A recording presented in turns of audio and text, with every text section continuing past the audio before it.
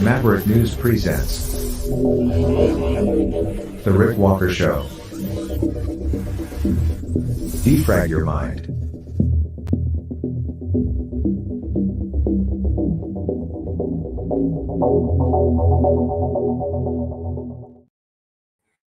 Good evening, Maverick family. Welcome back to the Maverick News Channel. Good evening, everyone, all the new viewers, wherever you're coming in from. Thank you for spending time here with us tonight, for choosing this channel and this program and this family. We do have a great community here of great people, freedom-oriented. I think most everybody here is dedicated to the ideals, at least, of freedom of media, free speech, freedom in general.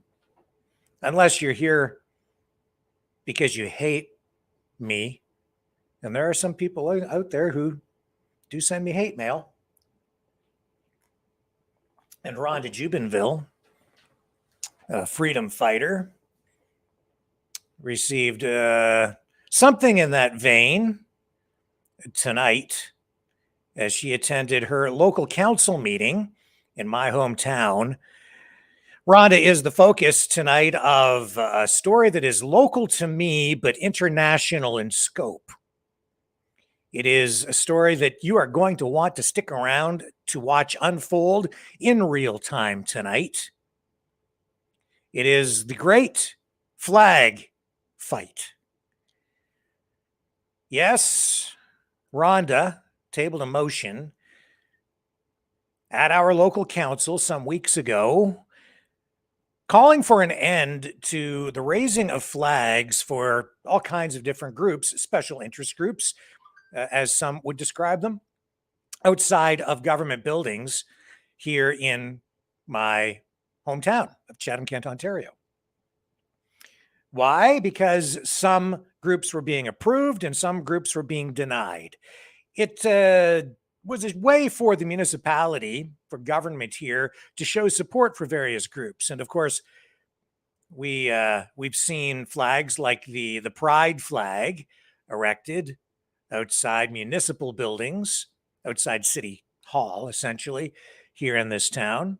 We've seen many other charities and community groups have their flags raised, but some other groups have been ignored or denied.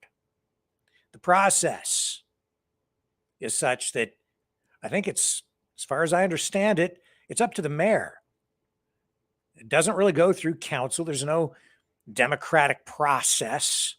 There's no method of saying this group is approved, this group is denied, other than the mayor just saying, yeah, okay, we'll put the flag up, and then they have a flag raising ceremony, and the flag flies for a period of time. I believe it's a month. Might be a week. I can't recall. Doesn't matter. It's been a long time since I've been down there for a flag raising. In any event, tonight they're going to debate her motion, which calls for an end to that. She wants and is calling for only government flags, the Canadian flag, provincial flag, municipal flag, to be flown outside these buildings. And as you know, right now, the fighting between various political groups over especially LGBTQS plus rights and issues and drag queen story time, all of these issues are front and center right now in the news media. It has become the issue on the front line of battle across Canada and the US, frankly. And that issue has come home to roost right here tonight, because I think that even though the pride flag is not really named specifically, and there's no mention of the flags or the groups that were denied, which is really where all of this started, not so much about what was being raised in front of the municipal buildings, it's about what wasn't being allowed to be raised. Because Rhonda never called for any flags to be banned. She just wants equal treatment and says that if some groups are approved, then pretty much all groups have to be approved. And if you can't approve all the groups, then you shouldn't approve any, because it just opens the door to a lot of controversy and hurt feelings and inequality, really. So that's really where it stands. She's just calling for an end to the raising of flags outside municipal buildings that cater to specific special interest groups. Government flags only, put an end to the practice. These charities, other groups can exercise their right to solicit support from the public in other venues, other places, but not outside municipal buildings. So that will be discussed a little further again tonight. I'll just bring up a picture here. We've got the feed coming in from the council chambers this evening, where this issue will be voted on. And it is item 21 on tonight's agenda, so we will be watching very closely. But man, I'm going to show you something. The meeting is ongoing right now. They're dealing with other issues. Something was left on Rhonda's desk. Rhonda Jubenville, the counselor who tabled this motion that we're going to be dealing with regarding the flags. She's been receiving a lot of hate mail, hate email. Something bizarre was sitting on her desk. You know, I think Rhonda is a person of faith. And this has to be disturbing for her. And this floored me. This is posted on her Facebook page tonight. This was left on her desk. It says, I sat down in my council chair in chambers, and this is what I received. Sigh. Oh, by the way, get behind me, Satan, she says. She is a trooper. She is a freedom fighter, to be sure. She's a champion, and she's not afraid. So this is a letter that was sent to Rhonda, in her name. And get a load of this. And this is why it doesn't matter where you're watching from tonight. It doesn't matter if you're in Canada, the United States, England, Australia, Russia. Doesn't matter if you're at the South Pole. Someone made a donation to the Satanic Temple in Rhonda's name, and then had this thank you package emailed directly to her, thanking her for the donation in her name.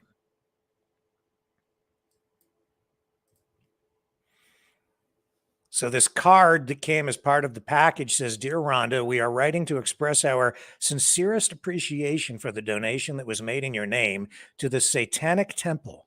Your unwavering commitment to protecting our religious freedoms has inspired one of your constituents to make a contribution to our cause.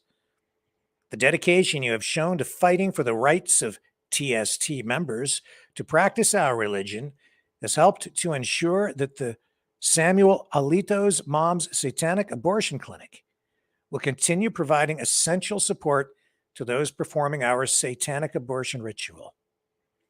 On behalf of the Satanic Temple and our community, we would like to express our heartfelt gratitude for being such a source of inspiration to our donors.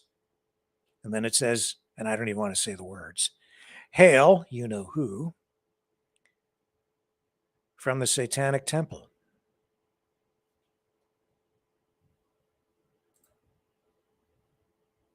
And then on this part of the card, it says you received this card because someone donated to the Satanic Temple in your name. To learn more about the campaigns the donation you inspired will support, visit thesatanictemple.com. Yes, this really happened.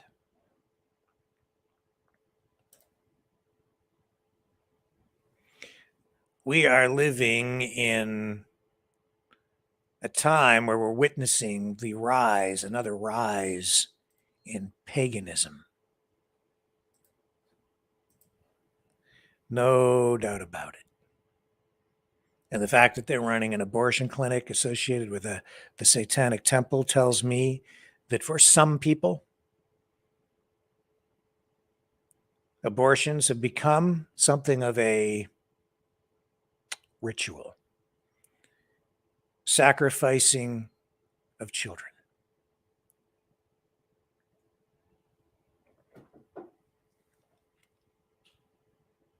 Of this I am sure.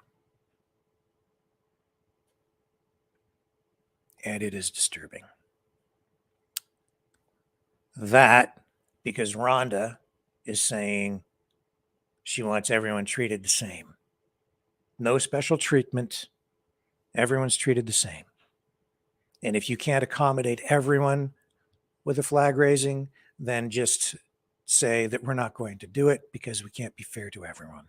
So the fairest thing to do is say, go promote yourselves, but do it someplace else. We can't accommodate all of the groups here because we just don't have enough weeks or months in the year to get it done. And I guess you could say that some people have been injecting too much politics into politics. The politicization of politics at the municipal level has been taken to an extreme, to a point where the polarization is so great that it is no longer palatable, no longer in the best public interest to continue the practice of raising these flags, which is unfortunate because it does help raise awareness for some very good community groups. But how do you justify, and this is me editorializing, how do you justify saying yes to one group and either ignoring or saying no outright to another? The Satanic Temple has gone through that same issue where they have wanted to have community events, and they've asked for, in the communities they are in, for municipal government support or recognition. And they've run up against opposition the other way around. So this is a very serious, it's a real ongoing issue, right? And this is what we're facing here. I think Rhonda's motion is quite reasonable. I predict that her motion will be defeated and the practice of raising these flags will continue in a discriminatory fashion. We will see how the discussion goes tonight. Boy, she put it on the line just with this one issue. She ran previously for the New Blue Party of Ontario provincially in the last Ontario provincial election here in Canada. And she did not succeed there, but she tried again. And she got herself elected to local council, and she has been making a difference there, proving that all politics essentially comes down to local anyway. And she's having a serious impact there. She, early in her term on council, managed to convince enough councillors to vote with her on another motion that put an end to vaccine mandates at the municipal level.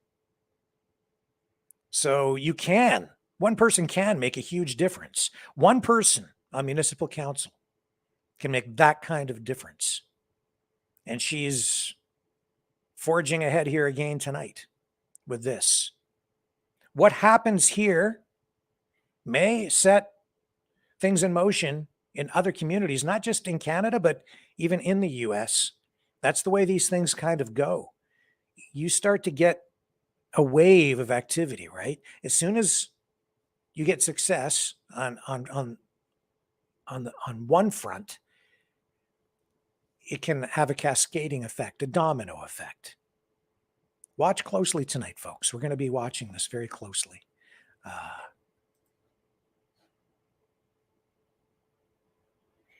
So we're on item 13 already. Watching very closely, monitoring that. We're also going to talk tonight about Tucker Carlson getting the hook off Fox News. Shocking to some, surprising to me. Didn't really shock me, though. When I was working in television, within the first week of me sitting down at my desk in the newsroom as a cub reporter, I remember one of the veteran photogs, videographer, came over and sat down beside me and We were having a chat, and he said something that always stuck with me. He said, always remember,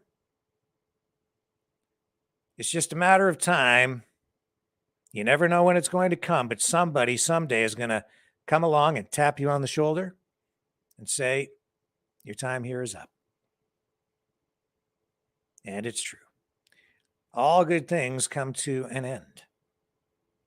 I remember there was a guy, he worked in the sports department. He was a sportscaster. I won't give you his name, but he was a really nice guy. I don't want to give you his name because I'm going to tell you something that maybe is a little bit embarrassing. Shouldn't be. It's just that he was getting older, right? And at that time, to show you how old I am now, we were transitioning from typewriters. We had IBM Selectric 2 typewriters in the newsroom. But the computers were coming in. And they had just installed this new computer system. Everything was integrated. And a lot of people were having trouble. The old guard, the veteran reporters, they were having difficulty, and he was one of them. Very popular on air, great guy, good broadcaster, veteran reporter, but spent most of his years covering sports and was known for that. But he just couldn't figure out how to save files. And, you have to think back to those days. Everything with computers was new. I mean, we're talking like 586 computers and, the old clunky, huge monitors, CRT monitors. He just struggled and struggled. He was such a great guy. He used to go to the hospitals to visit sick kids, but never wanted anybody to know. But he'd go up to the hospitals and people would recognize him because he was a local personality, a celebrity, right? He'd been on the air for years and years and years. Very popular. Great guy. Could not adapt to the computers. I even tried to help him, So here's the young, fresh start kid, wet behind the ears, greener than green, doesn't know anything, but I did know how to save the files on the computer. I could figure that stuff out, but he struggled, and I even sat down and tried to help him, but nobody could save him. Nobody could save him. It was just, you could see it. It was just a matter of time. And then, sure enough, somebody one day came along and just tapped him on the shoulder. And his career came to an end.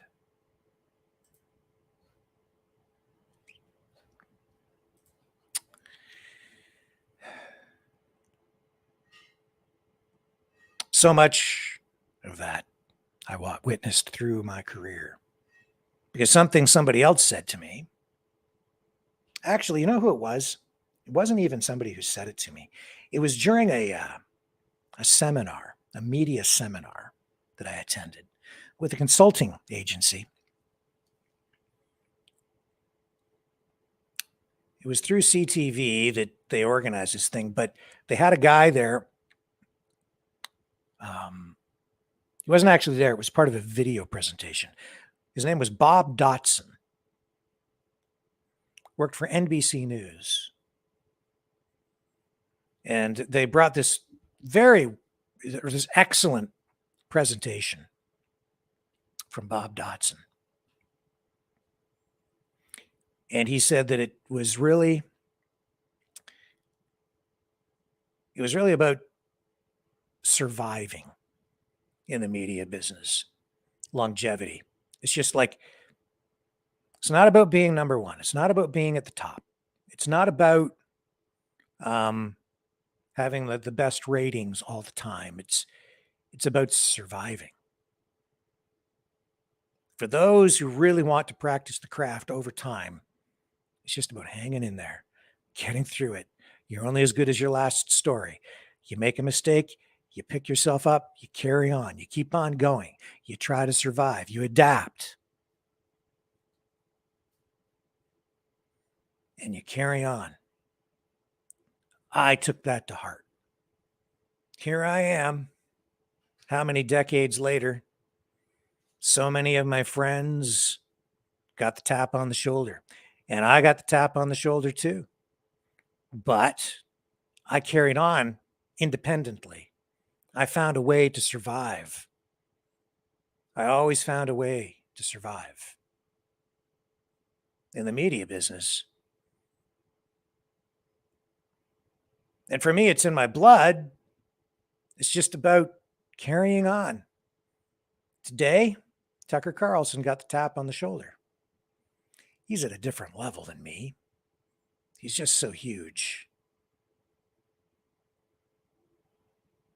And there have been so many before him who have, had somebody tap them on the shoulder and say, time to go, pal.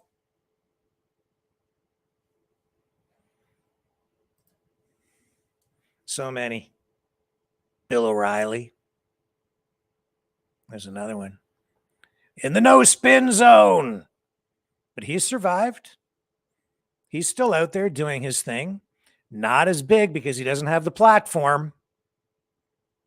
But he's still out there and he's still pretty big. Still has a following. Joe Rogan, he's out there independent. And people are predicting that Tucker Carlson will not only survive, but prosper and maybe even be bigger. I don't know. It's really difficult to compete against the mainstream media. I include Fox News in the mainstream media. Definitely. When you don't have those television stations, all those networks, all those affiliates pumping out the broadcast signal, when you're not on the cable systems, when you're not on Roku and just picked up from satellite all around the world, it's pretty difficult. But there are a lot of other alternatives. I mean, he can get syndicated. He can really prosper online. There's, he'll make a good living. No question about that. Will he be as big as he has been? I don't know. See, Dan Bongino. He's left Fox News as well. Big change is afoot there. The network is changing. And this all happening in the wake of that Dominion voting machines settlement between Fox News and Dominion. $800 million. $800 million. And Tucker was involved in the reporting of all that stuff. So I am pretty sure that it had something to do with that. At least it had to be a factor to some degree. We're still in deputations here in the council meeting where we're following the great flag fight. Stay with me. We're going to take a brief break here, and I will be right back.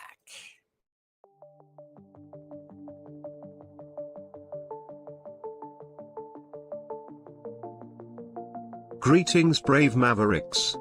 Our quest for truth continues. We go beyond fake news. Together we expose propaganda. Together we pull others out of rabbit holes. We are maverick thinkers. We are all unique individuals, defenders of individual rights and freedoms, credible, trusted, grounded in reality. Maverick News, Maverick News. Defending free speech, free speech. Donate at freedomreporters.com. Do it now. Tomorrow may be too late. Maverick News. The world is watching.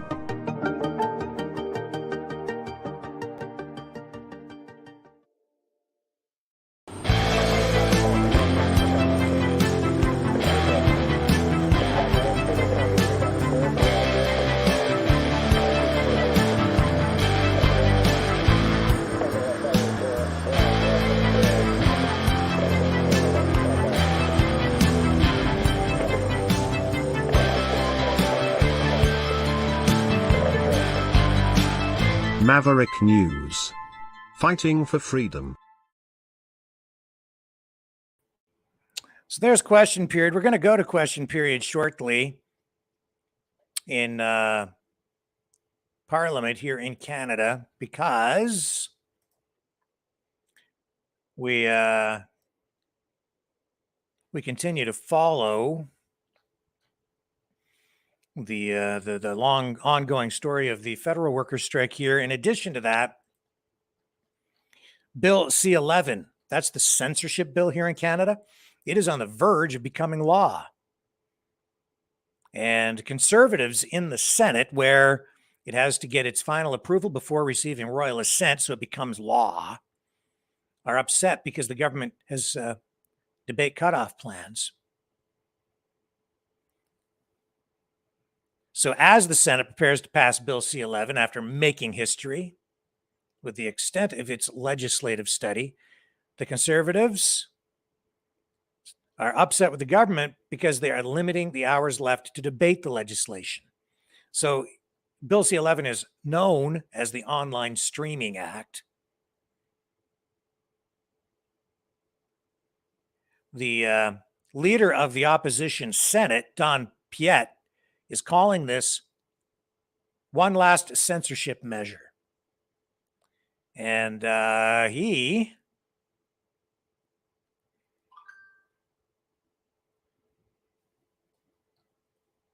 says this is a slap in the face to Canadians who have concerns that the censorship bill is not being properly reviewed and given, and the senators are not really being given enough time to try to improve it, amend it. Bill C-11 proposes the first serious updates to Canada's Broadcasting Act since 1991. And that act came into effect before the digital era. The Broadcasting Act was aimed at the time at ensuring the Canadian content was protected and promoted on Canadian television and radio stations. And this new bill, Bill C-11, is also focused on that. However, there are also provisions in it that give social media companies like Facebook, YouTube, Twitter, all of them, marching orders essentially to prioritize particular kinds of Canadian content. And I think that includes and is focused on mainstream media news outlets to give them preferential treatment in the search engine algorithms, essentially moving those to the top of the search engine results and pushing independent, smaller platforms like this one down, suppressing us. That is a form of censorship, a way of them promoting what they want you to see and hiding what they don't want you to see. So this also focuses on things like Canadian content for music, film, video production, and things of that nature.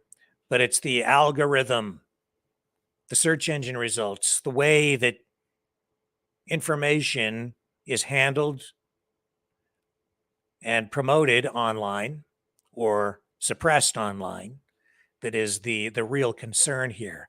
So I can tell you that social media platforms are already doing it. They've been doing it for a while.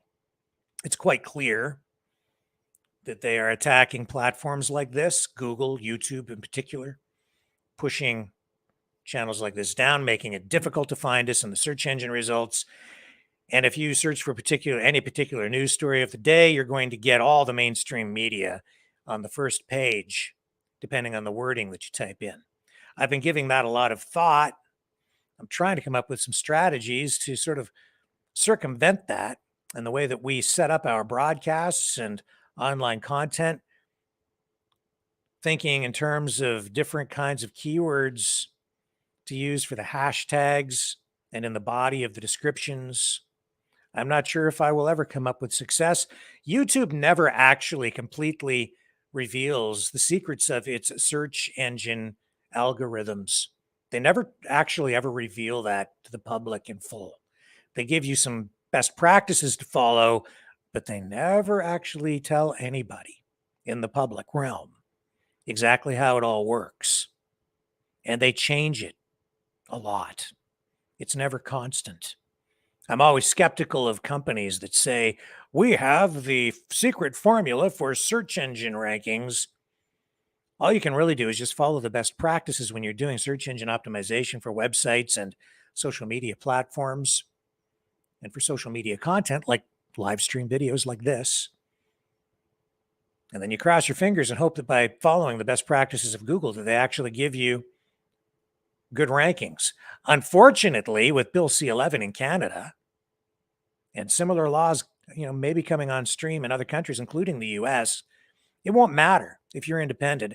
How closely you follow those guidelines, they're always going to give a higher authority score to the mainstream media than they give to an independent platform. That's going to be the reality moving forward.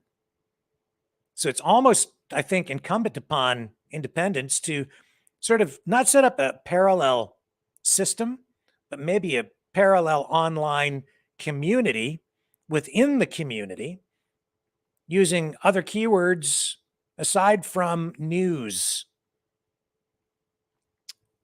or using specific keywords where people can go and find it. I think people will come up with creative solutions to get around this legislation, but it's going to take some time. And I think this sets overall a dangerous precedent. I don't like it. Very worried about it. Hang on a second. Here we go.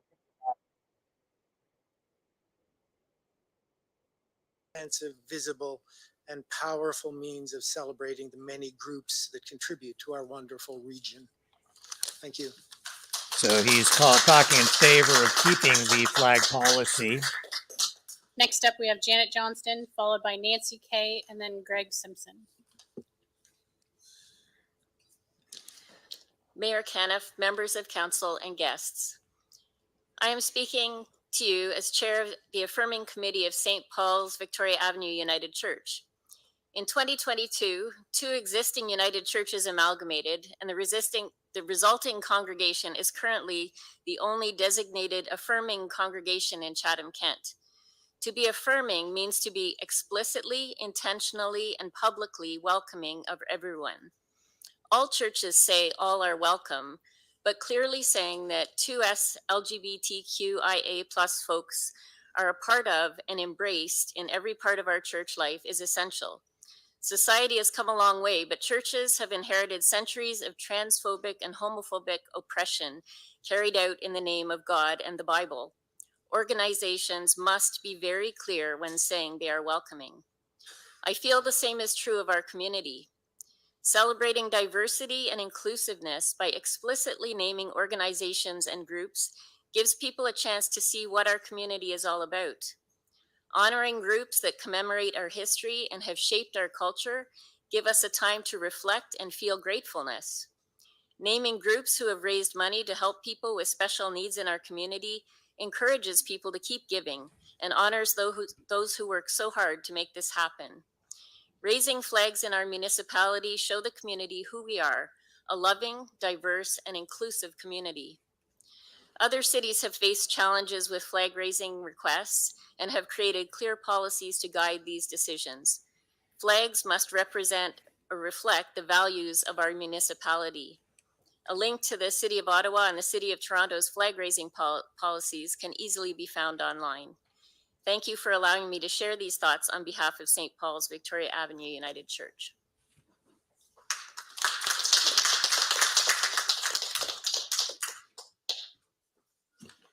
Next up, we have Nancy Kay and then Greg Simpson. Good evening, Mr. Mayor and councilors. My name is Nancy Kay. Please consider this deputation, my deputation, documenting my disagreement with the motion moved by Councillor Jubenville, re the cessation of all flag raisings outside of federal, provincial, and municipal flags across the municipality.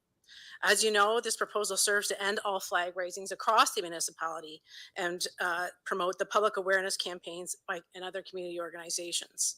This response to the controversy is just not the way to go.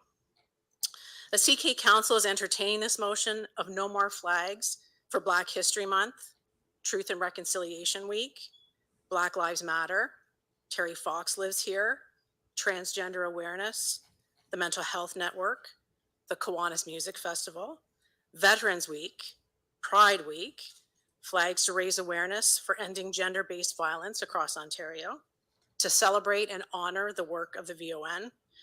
I believe Community Living is looking to raise a flag this week. It raises grave concerns for me. Read the content of your debate this evening. I'm saddened that you're forced to debate a motion that is so ill-founded and contrary to the values of inclusion, equity, and justice. And I encourage you to maintain open minds and open hearts as you seek to preserve a safe and welcoming space for all during your discussions. As you've heard, rather than banning flag raising, some cities have written clear policies to address the request to raise a flag. A well-considered approach such as this is what Chatham-Kent needs. And I encourage you this evening to consider that. A caring community does not silence the celebration of days of commemoration and awareness. A caring community seizes every opportunity to promote equity, inclusion, and diversity. And if I may steal from my favorite Chatham-Kent flag, hate has no home here.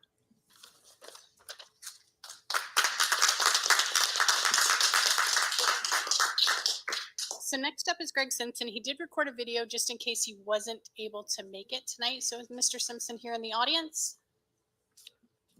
Okay, I will start his video. And next to speak is going to be Marianne Wilson.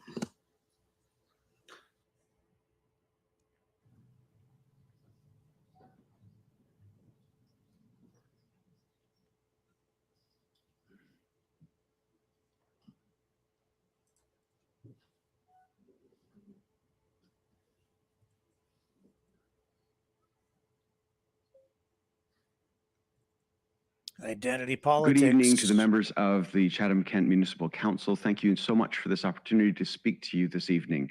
My name is Greg Simpson. I'm the minister at St. Andrew's United Church in downtown Chatham. And I want to speak to the motion which is suggesting we limit all of the flags that get raised at municipal centers in our municipality. Now, as a person who works very closely with underrepresented communities in our area, I understand how important it is for people who don't see themselves represented in some of the structures of power to be able to see that the municipality and other organizations are visibly supportive of those groups. I would like to acknowledge and support the fact that there certainly needs to be a comprehensive and transparent policy around flag raising so that we can address this issue head on. And I want to thank Council for this opportunity to have conversation about this particular issue. But the motion as it's currently worded, I think will actually work against its stated goals of building inclusion and reducing controversy.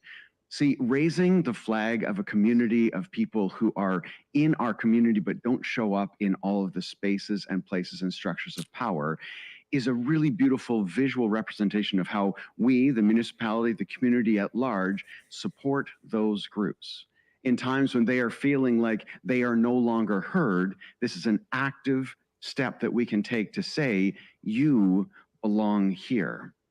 So if we go ahead with a motion that eliminates those flags altogether, I think what we're going to do is build exclusivity into our municipal policies. And I don't think that is the community that we want to create.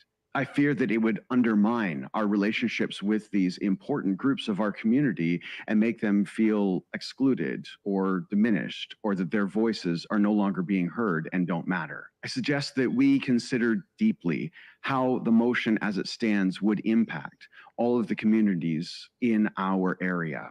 The LGBT community, our Indigenous friends, the Black community, special interest groups and organizations who have had an opportunity to see that they mattered in the eyes of the municipality by looking up and seeing their flags flying over communities. What message will we be sending to those particular groups by saying your flag is no longer welcome here? I am encouraged to know that communities in our surrounding area, other municipalities, have looked at this issue in the past, and some of them have some comprehensive, fair, and transparent policies that address this particular issue. Perhaps the Chatham-Kent municipality can look to some of our friends and neighbors, learn from their wisdom, work with our local groups and stakeholders, and create a healthy, transparent, and uplifting, inclusive policy around flag raising for our community. So, councillors, I invite you to turn down the motion as it is currently written and instead work towards a deeper conversation about the flags and the other ways that we can support underrepresented groups in our community. Thank you so much for listening to me this evening, and thank you for this opportunity for us to have this very important conversation. I look forward to the ongoing development of this discussion.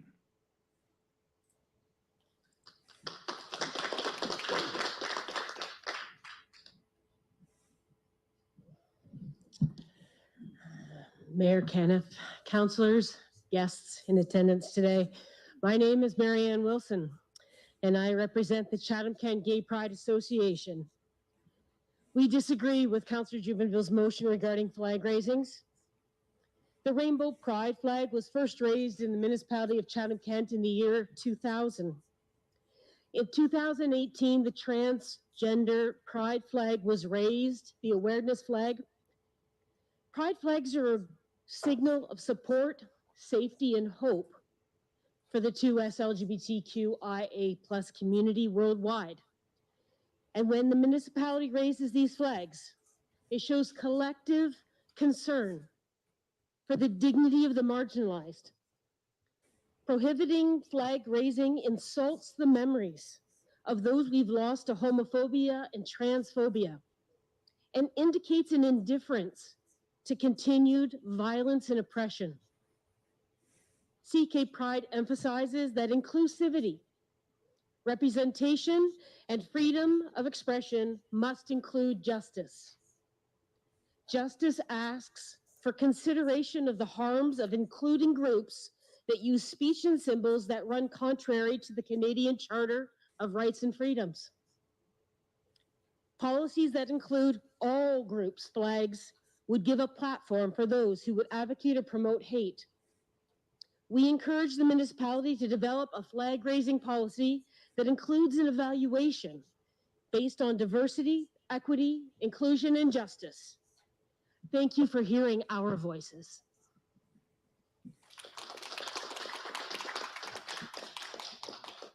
Next up, we have Rhonda Jubenville and then Jane Wright.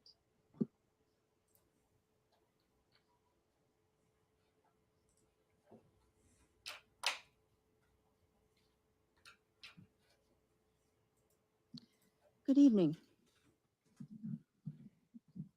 My name is Rhonda Jubenville, and I'm a resident of Chatham-Kent, currently living in Tupperville in North Kent. I am speaking about the flag issue, asking the council to reconsider the policy, and I have a prepared deputation here. I am writing about the issue of raising flags at the municipal offices. I believe that the policy of the City of Ottawa is an appropriate model. To quote, the revised flag protocol will require the group making the request to have a mandate program or activity that is directly connected to the municipality or that aligns with days of awareness, celebration, importance, commemoration, or promotion that are recognized by the Ontario and/or federal government or a ministry or department thereof. I have attended many flag raisings within Chatham-Kent, and there are many people of diverse backgrounds who attend these raisings, including families and children. Allow me to give you, to have this opportunity to give you some history on the background of the rainbow flag. The use of the flag dates back to 1978 in California. It represents LGBTQ plus community, which is made of all backgrounds, colors, religions, and ages. It doesn't make any political statement, although many people have opinions on it. It does not represent any political party. In the 80s, it was our standard under which we marched, celebrated, and grieved. It covered the caskets of many people during the AIDS crisis. It is not a banner which conveys a particular message and represents specific people.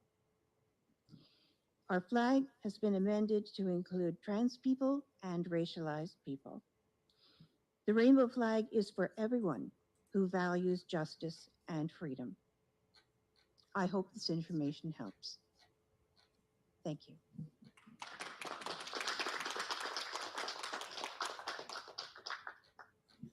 Next up, we have Jane Wright, and then our last person speaking will be Maureen Geddes.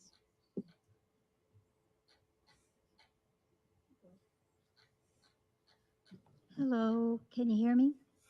Am I okay? I can't see with these on very well, far away.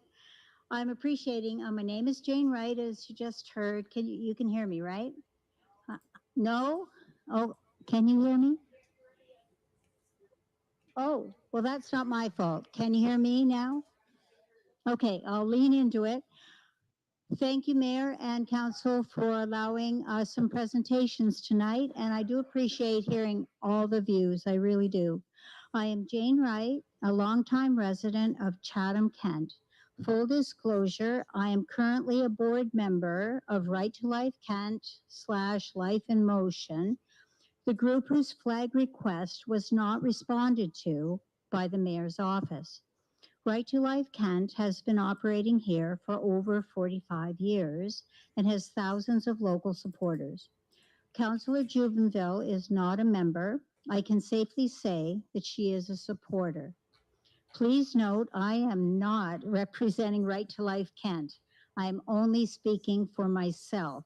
The board is unaware of this deputation. Also, please be aware that I have connections with and love for many of the groups that currently, let me say that one again. Please be aware that I have connections with and I love people in many of the groups that currently fly flags on municipal properties. I support the right of every group of good intent to fly their flag.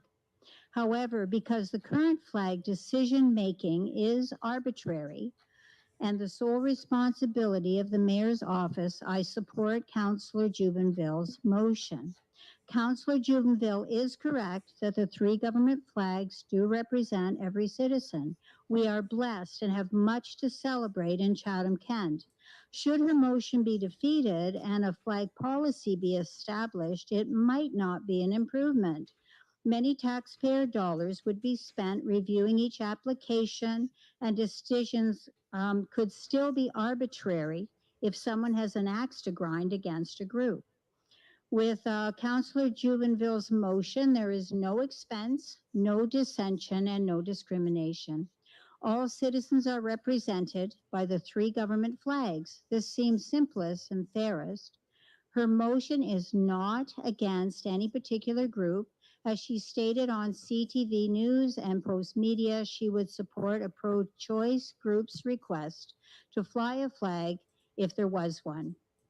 My understanding of what prompted Councillor Jubenville's motion was the fact that Right to Life Kent made a flag request to the mayor's office and councillors for the month of May and did not receive a reply. Anyone who knows Councillor Jubenville knows she's a take action person. She assumes support would be given in the light that that we have many flag raisings in Chatham, Kent. When no reply was forthcoming at all, she formulated her current motion in the effort of fairness for community groups in Chatham, Kent. In one way, she should be thanked for trying to right what she thought was a slight to a community group. She meant nothing against any other group as stated and has made that very clear. I am not here tonight to complain that a group I'm involved with had its flag request ignored. It would have been nice to have municipal support and recognition, but it does not affect our membership and our reason for being at all. I am here to see the value because I see the value of Councillor Jubenville's motion for the municipality, and I support it for the reasons given until something more inclusive comes along. Beyond that, I am aghast that Councillor Jubenville has been personally slammed, insulted, and even wished dead by some citizens of Chatham-Kent. Eek, I'm running out of time. This is the most shocking and upsetting aspect of her flag motion to me. One can state their case without stooping to nastiness. Councillors don't deserve that, and no one does. This whole dust-up has highlighted a few areas of municipal governments that might need improving. If it remains the mayor's office as the sole decision maker, that office needs to reply to all groups that make a flag request as a common courtesy. Training for new councillors should include a flag protocol so no new councillor is blindsided. Beyond that, citizens need to be kind, whatever their views. Wasn't that supposed to be the great lesson of the pandemic, let alone the golden rule that dates back thousands of years? Let's be known in Chatham-Kent for being kind. Oops, can I have one more paragraph? Yes? I believe this temporary quandary will have a positive outcome in Chatham-Kent. It may just take time. In the off chance there's a stalemate, here's the thought. Perhaps Councillor Jubenville's motion could be a ballot question at our next municipal election. The residents of Chatham-Kent could have their say, and it might increase voter turnout, which was a dismal 30.56% last election. Thank you for your time, your attention, and your consideration.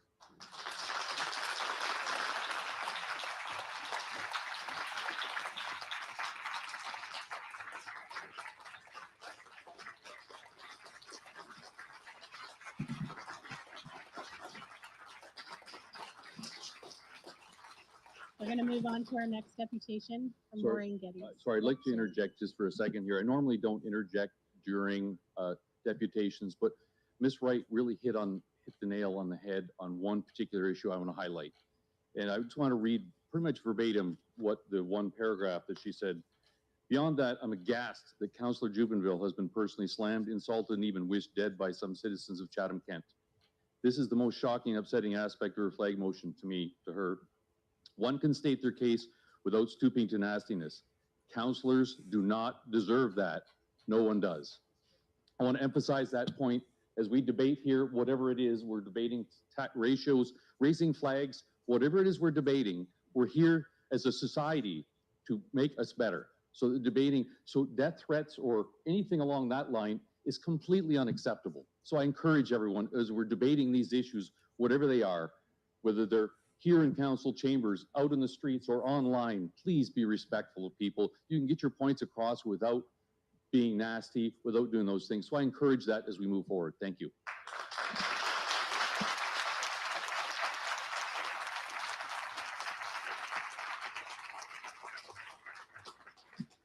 Now we'll move on to our final deputation from Maureen Geddes.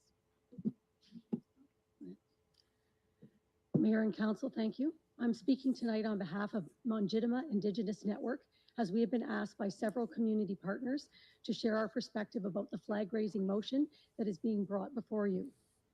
Mangitama is an Ojibwe word meaning we come together to meet with each other. The Mangitama Indigenous Network is a group of Indigenous and non-Indigenous people in what we now call Chatham-Kent, who have come together with the goal of learning, listening, and advancing pathways to justice for Indigenous peoples. We come from communities and organizations that are early on in our own learning and reconciliation journeys. In response to the request to comment, we offer as a metaphor the two-row wampum, or Guswenta. It is a visual representation of the coexistence of two peoples. The two parallel purple lines symbolize a separate but equal relationship between two nations in one canoe, one in a canoe and one in a ship, navigating the river, which is represented by the white between the rows of purple. The paths don't cross, and neither is meant to interfere or steer the other. The three white rows represent trust, friendship, and peace, the basis of all our interactions. Extending this metaphor, flag raisings are a process that are part of the ship system. Because of that, it is not the place for Mangitama to have an opinion on the flag raising policy or practice. If we can offer one thought from our own experience of trust, friendship, and peace, is that they are realized for us when they are weaved into and lived out through our collective work together. We seek to embody our organization's purpose and live it through learning and action by each of us. As the municipality considers changing flag raising practices, it may be helpful, as it has been for us on such difficult subjects, to have dialogue with communities of interest to gather input, foster understanding, and reflect the nuances that go along with flag raisings. They hold different meanings and values for different people. We thank you for taking the time to look at the challenging decision of how to determine what is necessary, what is fair, and what is workable. We hope that our feedback may be received in the spirit of friendship with which it is offered. Miigwech, Mazagadats, Marcy, thank you.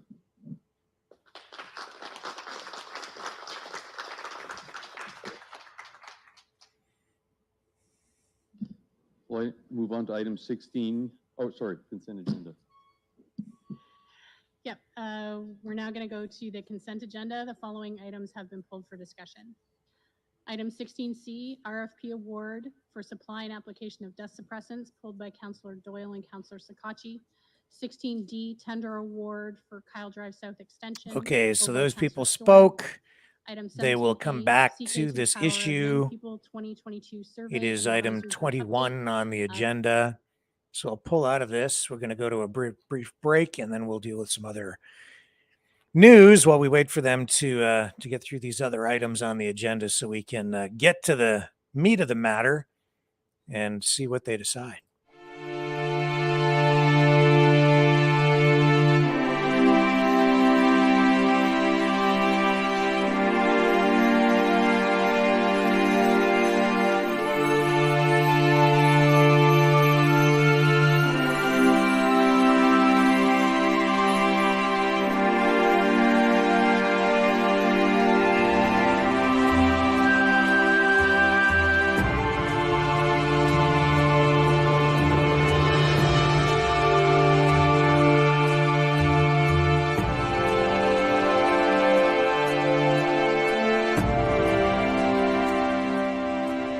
Maverick News.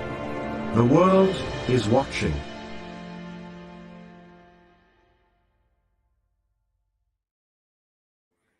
Okay, so I'm back, and you guys are Mavericks, every one of you. It's a community that we have here. It isn't just my show, and I just want to acknowledge that again, because this whole Tucker Carlson thing.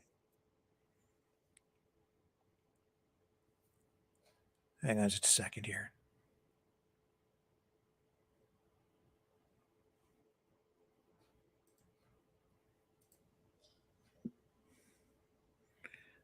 Just Now we'll need to move on dip in tender here. awards, item 16. 16C. They're voting on these RFP motions. award for supply and So I don't want to application of miss death this, because they're going to come down here and deal with these things Councillor pretty Doyle quickly. and Councillor Scotch, can I get you to move this, please?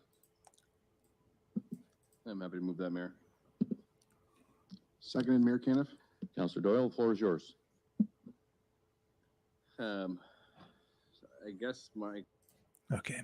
Still dealing with other issues. I've got this stuff playing in my head while I'm trying to talk to you as well, which is kind of the point, part of the point that I'm making.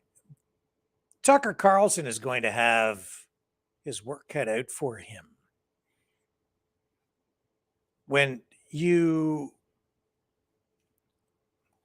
need to get that out of my head for a second. When you watch Tucker Carlson's monologues, presentations, videos, his stuff is all scripted. He's reading off a prompter. If you aren't aware of that, it's true. You can see his eyes moving. It's clear he's reading off a prompter. He has a staff. I understand he's really been working from home since the pandemic. He had a studio set up there so that he could just work from home, but he still has a staff or had a staff until today.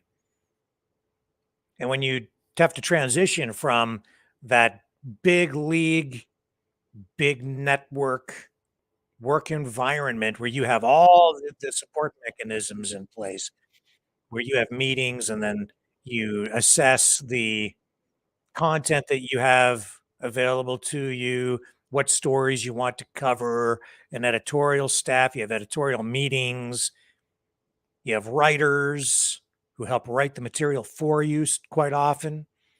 In fact, used to be union rules at the CBC that anchors weren't allowed to write their own news copy.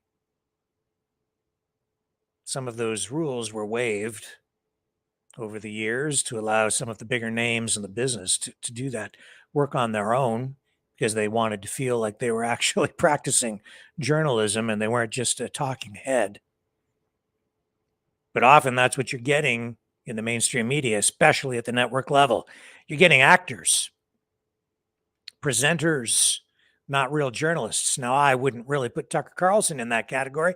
I think he is a real journalist, and you can see that he knows what he's talking about when he conducts his one-on-one interviews.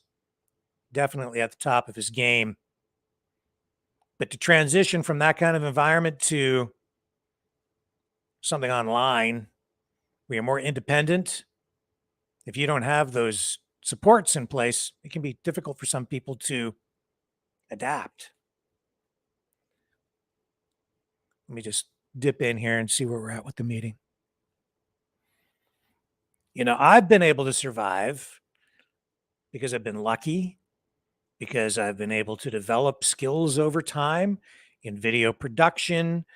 I always firmly believed and still believe, and whenever I taught journalism, I tried to instill the idea that it is about survival and that you need to really ground yourself foundationally in the craft of storytelling if you want to be a journalist that's able to survive.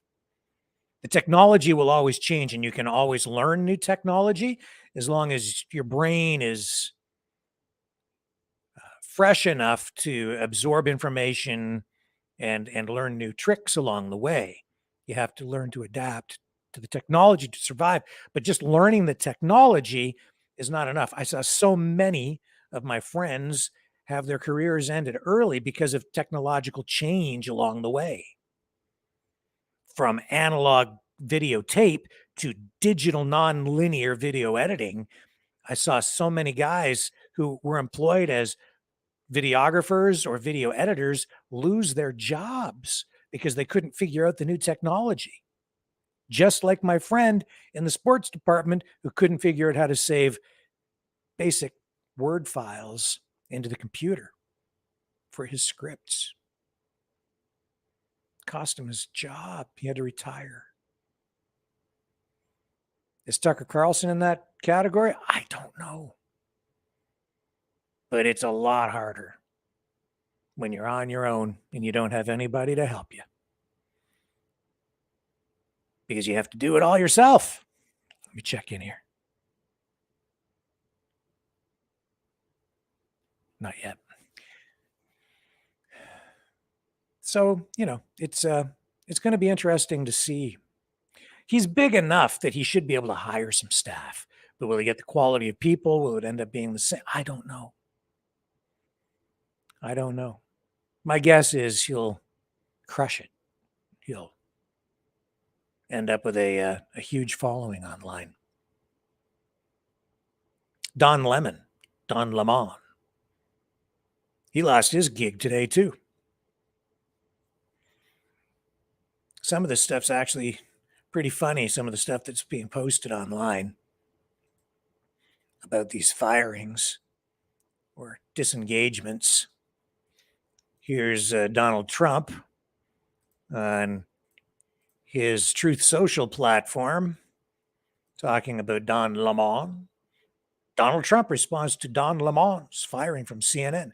The dumbest man on television, he says. And you notice I didn't even really talk about Don Lemon when I first started yakking about this tonight. And that's because Don Lemon is not going to have the following that Tucker Carlson has is if he tries to transition over to an independent existence on social media. Here's an actual article written about Trump's post on Truth Social. Donald Trump responds to Don Lemon's firing from CNN, the dumbest man on television. Note, this article may contain commentary reflecting the author's opinion. On Monday, Don Lemon announced that he had been fired from CNN after 17 years with the network. I was informed this morning by my agent I have been terminated by CNN, Lemon wrote on Twitter. I am stunned after 17 years of CNN. I would have thought that someone in management would have had the decency to tell me directly, the CNN host wrote. At no time was I ever given any indication that I would not be able to continue to do the work I have loved at the network, he continued. It is clear that there are some larger issues at play. With that said, I want to thank my colleagues, he continues, and the many teams I have worked with for an incredible run, he said, adding, they're the most talented journalists in the business, and I wish them all the best. Here's the actual post from Twitter. I am stunned after 17 years at CNN. I would have thought that someone in management would have had the decency to tell me directly. At no time was I ever given any indication that I would not be able to continue to do the work I have loved at the network. It is clear that there are some larger issues at play, and blah, blah, blah, blah, blah. And blah, blah, blah. And then Trump's response, the dumbest man on television. It's funny. I don't like to kick people when they're down, but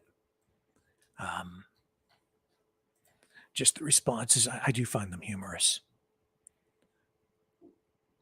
And that's so typically Donald Trump. Here is the dumbest man on television.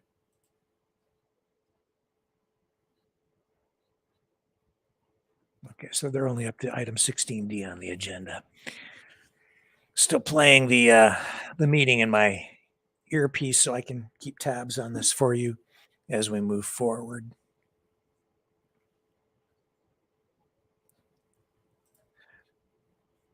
Okay, so let's take another quick break. And then when we come back, we're going to go to question period because there was an exchange there, I believe, today regarding the federal workers' strike in Canada. We won't stick with that too long because I know our American viewers want more American news or international news. And we do have some of that coming up. I think if we are able to get through this other material. So yeah, we'll be coming back to that. But don't go away. We've got more ahead right after this.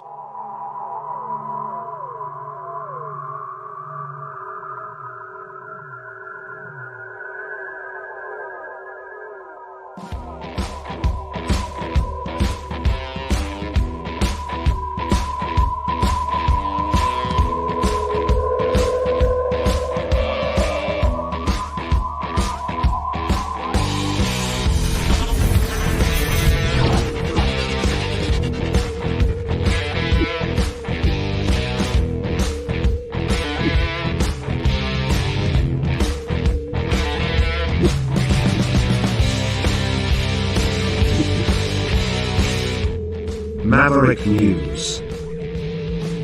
The world is watching.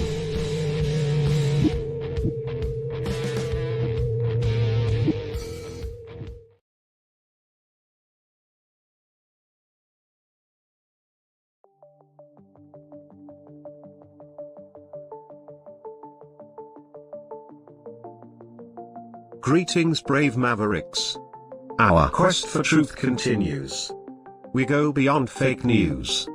Together we expose propaganda. Together we pull others out of rabbit holes. We are maverick thinkers. We are all unique individuals, defenders of individual rights and freedoms, credible trusted. Grounded in reality. Maverick News. Maverick News. Defending free speech. Free speech. Donate at freedomreporters.com. Do it now. Tomorrow may be too late. Too late. Too late. Too late. Maverick News. The world is watching.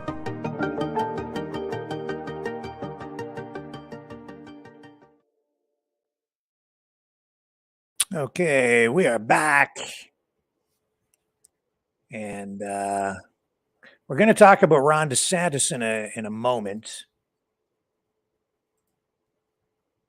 But before we get there, just want to come back to the Tucker Carlson thing for a moment. Here's a reaction from Robert F. Kennedy Jr. Where did it go? It's right over here. There it is. Let me show you this. Robert F. Kennedy Jr. Fox fires Tucker Carlson 5 days after he crosses the red line by acknowledging that the TV networks pushed, and then I can't say the rest or we'll get banned on YouTube. For years, Tucker had the nation's biggest audience, averaging 3.5 million, 10 times the size of CNN. Fox just demonstrated the terrifying power of, and I can't tell you the rest because I'll get banned on YouTube. So there's that. We're also losing our feed from the council chambers tonight, but hopefully we get that reestablished. Everything has gone all haywire. Hang on. Let me see if rebooting that will, but it's not us. No, it's not. Okay, that's all right.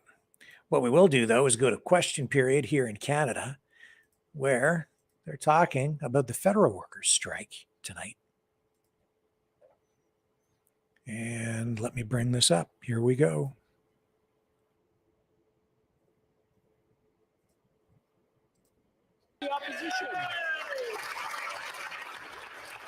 Pierre Poilievre, Conservative Party of Canada.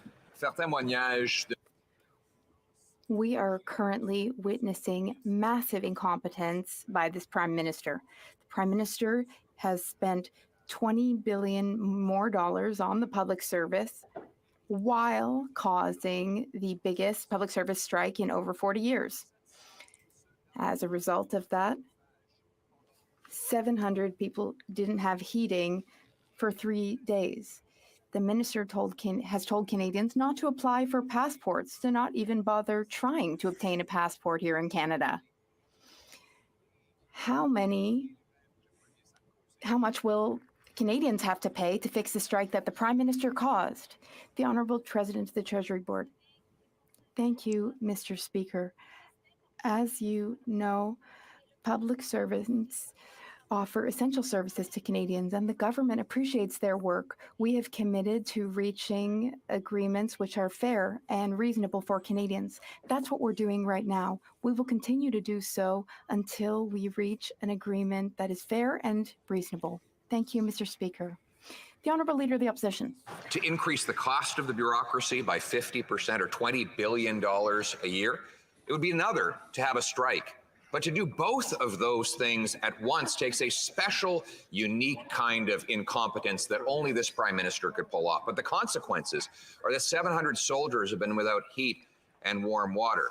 Canadians are now told they're not even to apply for passports, let alone get one, meaning that they'll miss international weddings. Our veterans, our seniors, our small businesses, our taxpayers are all being ripped off. Now, how much are they going to have to pay to bring an end to the Prime Minister's cause strike? The Honourable President of the Treasury Board. Mr. Speaker, public servants from the PSAC provide important services to Canadians, and the government values their work. We are committed to reaching agreements that are fair for employees and also reasonable to Canadians.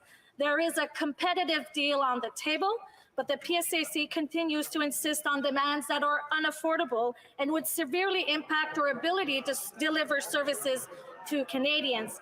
Now, Canadians can expect both parties to bargain in good faith and find compromise. That is what we are focusing on, Mr. Speaker. Merci. The Honourable Leader of the Opposition. This Prime Minister is unaffordable. Maybe if we weren't spending $21 billion on consultants every year, he wouldn't have the biggest public service strike in modern memory. He expects us also to believe that he has no direct or indirect involvement with the Trudeau Foundation, even though its donors pay for his vacations. He chose two of its former directors to head up investigations into foreign interference. The Trudeau Foundation received Beijing-based donations, which his brother processed. Mr. Speaker, now we learn that the Trudeau Foundation is holding meetings in his office. Did he not know about that either? The Honourable Government House Leader. The meeting that took place was between public servants in a government building. It wasn't with the Prime Minister, but I can understand that the Leader of the Opposition, as usual, is looking to swing a wide stick and doesn't seem to care what he hits, Mr. Speaker. There is constant beret of attacks and mischaracterization of information. His interest, again and again, is to disrupt and be partisan rather than provide productive solutions to the issues that face this country right now. The Honourable Leader of the Opposition. So let's get this straight. The Trudeau Foundation's donors paid for the Prime Minister's vacation, but he didn't know about that. The Trudeau Foundation supplied the two independent investigators to look into the interference by Beijing. He didn't know about that either. The Trudeau Foundation received donations from Beijing, organized and orchestrated by his brother, but he didn't know about that. And now we know there were meetings in the Prime Minister's office with his top officials and the Trudeau Foundation. Once again, are they really expecting Canadians to be dumb enough not to believe that he didn't know about that either? The Honourable Government House Leader. Mr. Speaker, sometimes I stay up at night and I wonder how the Leader of the Opposition got to the position of recommending to people to opt out of inflation by recommending cryptocurrency as a solution. And now I understand why, Mr. Speaker. Listening.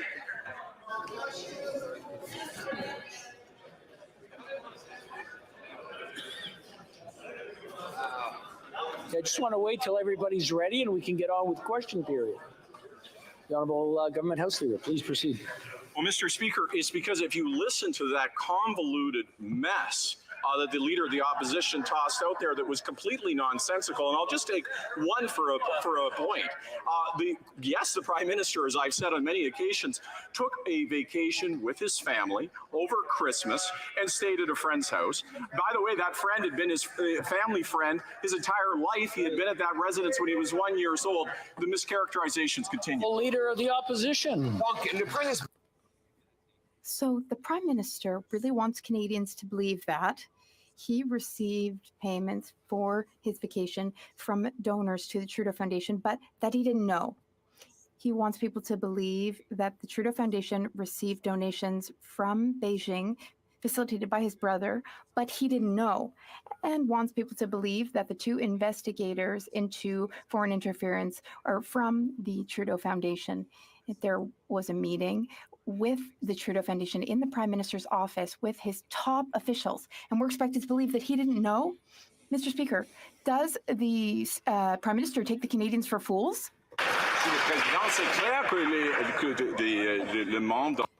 Mr. Speaker, it's clear that the member across the way wants there to be a link between the Foundation and the Prime Minister, but there was no connection.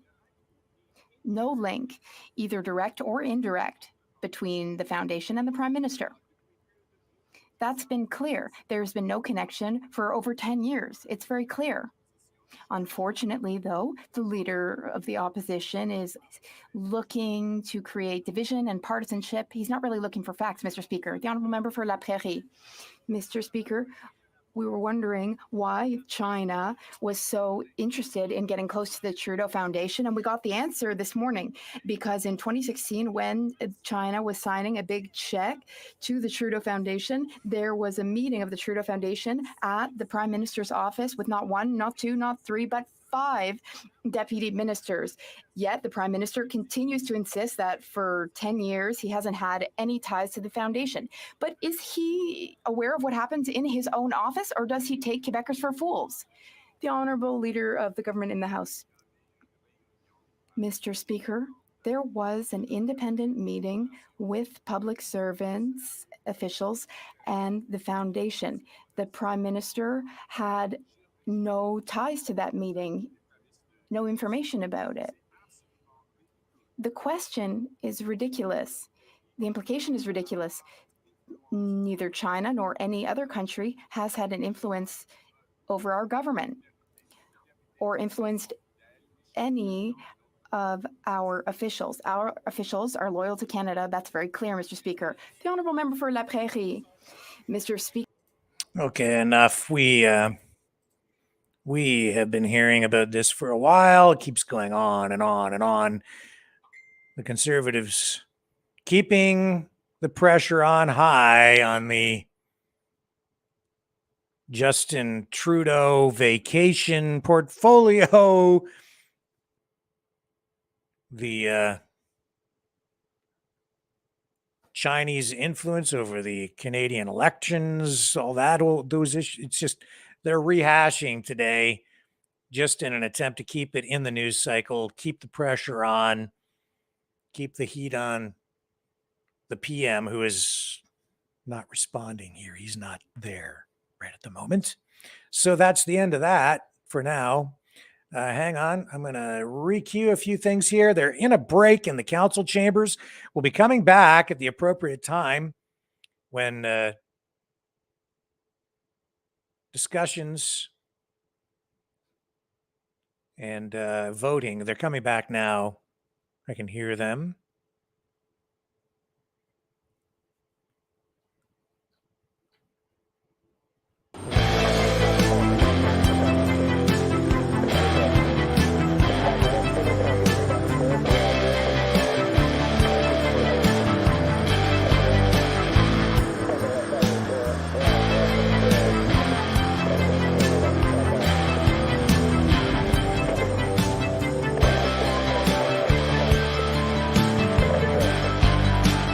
Maverick News. Fighting for freedom.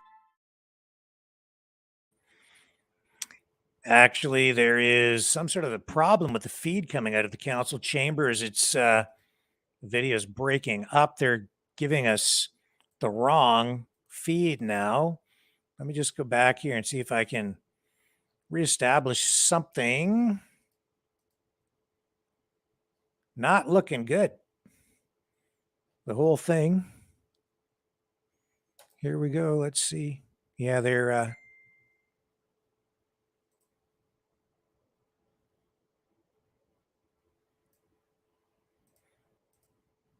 this is, yeah, the whole thing is breaking up.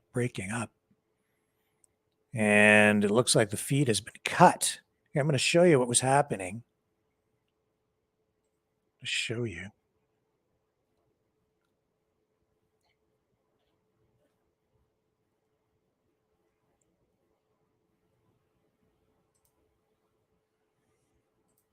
Hang on.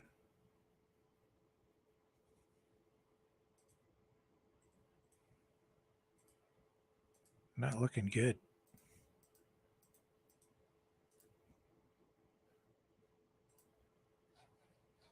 Here, I'll show you. Something weird going on here. It's doing this.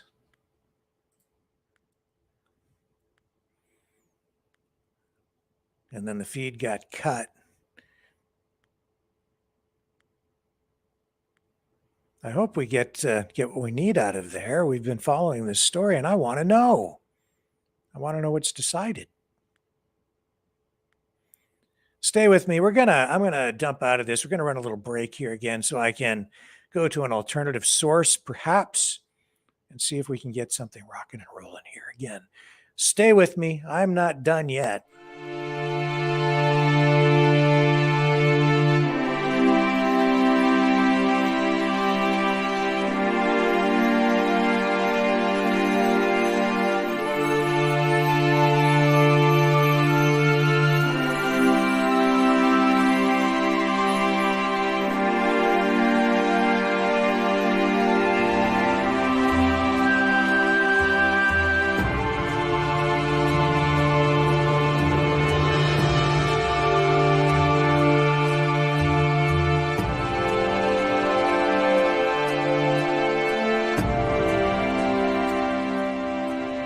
Maverick News. The world is watching.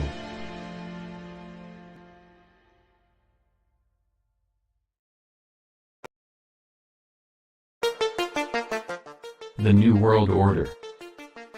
Government overreach. The Great Reset. Mainstream media lies.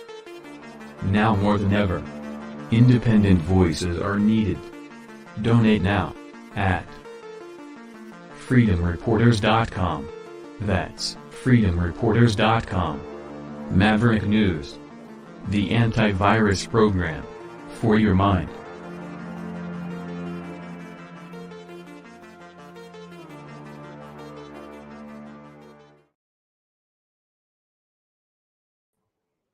Okay, still working to see if I can get a feed coming out of there. Looks like I've got something. Hang on. Let's just dump right into it and see what we can get.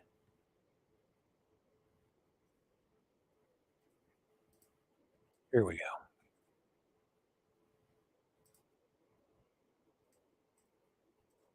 What that looks like from a municipal perspective and from a community perspective. And I think those are things that we need to keep in mind if we want to keep growing in a way that's smart and that helps build a better community. So this very much, and great job on the presentation. Councillor Story. Thank you, Mayor Caniff. I also wanted to echo those compliments. Thank you, Victoria, for a great presentation. That's really useful information. Thanks to everyone in this group who's been spending your volunteer time, sharing your feedback, and to the co-chairs, Jason Brown and Megan Siddall. I really appreciate you taking the lead on this committee. I think it's really primarily an economic I'm going to check the agenda and see how far along we are here. Grow our economy in this critical demographic, which I have sadly aged out of now, but I really value that work that you're doing. A couple of quick questions. In terms of the communication piece, when I moved back to Chatham-Kent, I felt the same way, that there was not a lot of stuff to do for people our age. But as I got more familiar with moving back home and settling back in my community, I often found out that I just wasn't aware of the different opportunities that were available. Are you finding that? Is it also an awareness piece? Like how do we know what we don't know? Is there a place where we can find out? I believe they're on item Central hub 17, of so we're still a information to find out few what is going on and what stuff there is. few items away. Thank you, Mr. Mayor. I do believe that is a big part of it. Often. So we'll pull out of that. Just move on to some other news of the day.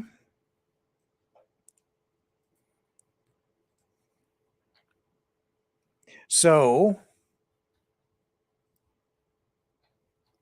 a super PAC supporting former President Donald Trump has already spent over $6 million on TV ads that attack Ron DeSantis, the Florida governor. And DeSantis hasn't even declared his candidacy for the Republican nomination yet. So apparently, since April, the super PAC, Make America Great Again, Inc., has been spending $1.5 million approximately every week on the ad campaign. The expenditures are described in the PAC's disclosure filings to the Federal Election Commission as media placements opposing presidential candidate DeSantis. So there was one from last week that zeroed in on DeSantis's past record of supporting cuts to Social Security and Medicare during his time in Congress. We actually ran one of those ads for you about a week ago, and it was pretty brutal. You know, it's a very American thing. In Canada, you don't get the same level of aggressiveness in attack ads. Not usually, not in Canada. That seems to be changing, but in Canada, it's a kinder, gentler kind of politics generally, especially within the mainstream. Other ads aimed at DeSantis have focused on his alleged eating habits, and they make claims that say DeSantis is just not ready to be president. I don't know. He seems pretty competent on many fronts. We ran that pudding ad where it shows somebody eating pudding with the fingers. It's supposed to be DeSantis saying he gets his fingers into everything. It was kind of icky. So they are spending a lot, and these are polished ads, maybe a little overthought, if anything. That was the thing that sort of struck me about that pudding ad. Was there was a lot of symbolism in it, I guess, imagery. It was designed to sort of, for lack of a better word, stick in your brain, the pudding ad. And it did for a while. I think after if there's a lot of repetition, a lot of frequency, it would stick in people's minds. I ran it here once just to give you guys an idea of what it looks like. So DeSantis has been out fundraising and has even been traveling overseas to meet with foreign dignitaries. He still hasn't declared his intention to run now. I'm not sure when Biden is going to declare. We're told that it could come as early as tomorrow, but I need to check on the latest information. So he's supposed to formally declare this week, maybe tomorrow.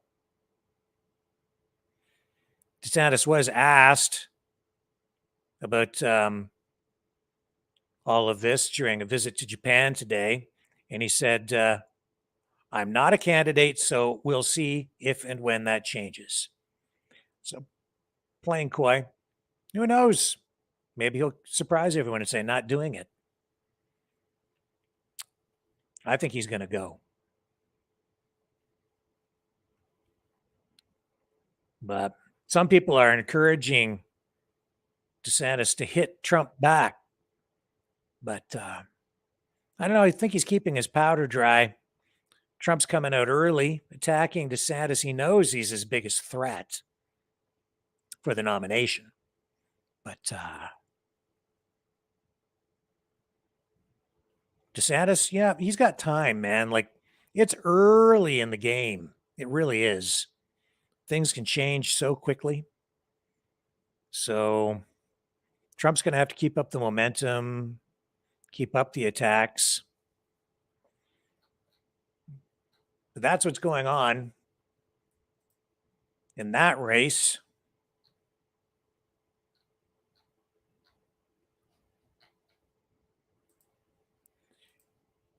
And I'm still playing this council meeting in my head. So they're moving along here. I think we're up to halfway through item 17. We'll be to 21 before you know it. And then we'll bring you up to date and we'll find out how they end up voting on this flag issue.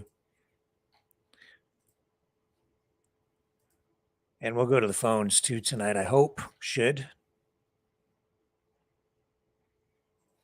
But, you know, that's what I wanted to say too. Like, I started to talk about this a little bit, and Leo was actually texting with me. We're just yakking a little bit just in text messages today about Tucker Carlson. And,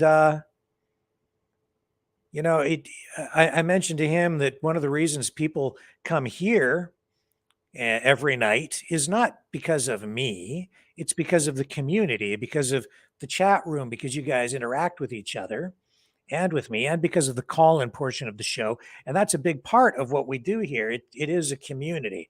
That's what makes the channel so resilient. That's the way social media works. With Tucker Carlson, he's going to be transitioning, if he chooses to create an online presence for himself as an independent, he'll have to adapt to that as well, because right now he's still a TV guy and he is sort of speaking to people. But online, it's more effective if you converse with people and it becomes interactive. That's what this medium is. That's what makes the YouTube platform successful. YouTube successful in spite of itself, in spite of the people who run it, honestly, because they've gone on a banning spree, I think, lately, kind of pushing a lot of people out. Tucker Carlson getting a lot of love today from media allies, friends, Megyn Kelly saying that it's a huge mistake for Fox to get rid of Tucker Carlson. And then there was this post which made me laugh. I'll run this for you here.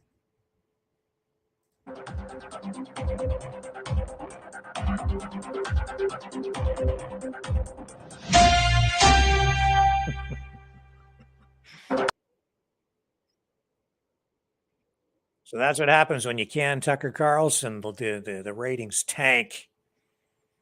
And yeah, it's going to be tough to replace him. But, you know, a lot of people are saying, I'm not going to watch Fox anymore. Fox is done. Fox is fake news now. Maybe, I don't know. You can see there are definite changes happening over there with Dan Bongino gone. Now Tucker Carlson. Something's going on. And this happening, I guess, in the wake of that $800 million lawsuit settlement between Fox and Dominion Voting Machines. It clearly has something to do with that. So what will Fox do to replace Tucker Carlson? Who would they bring in to do that? I don't know.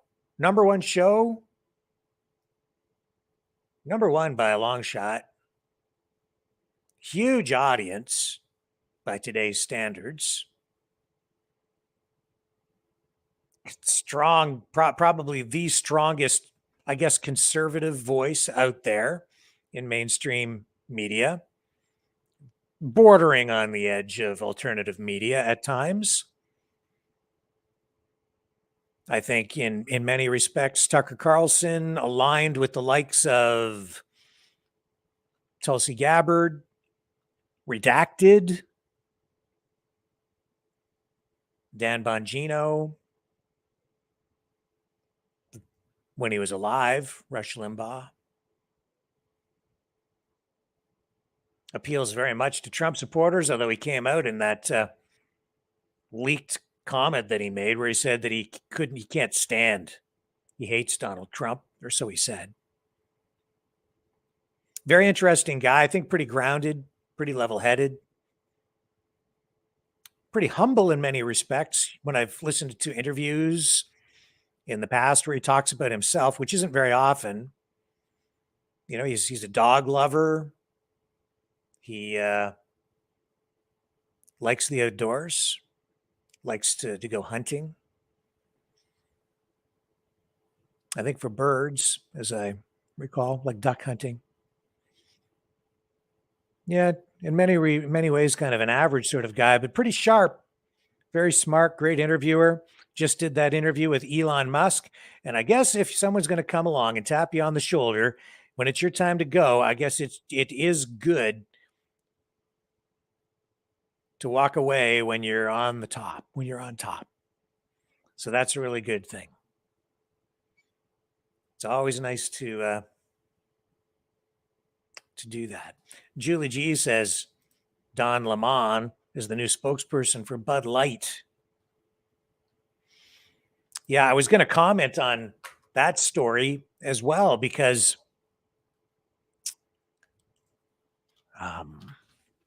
see if I can find the story.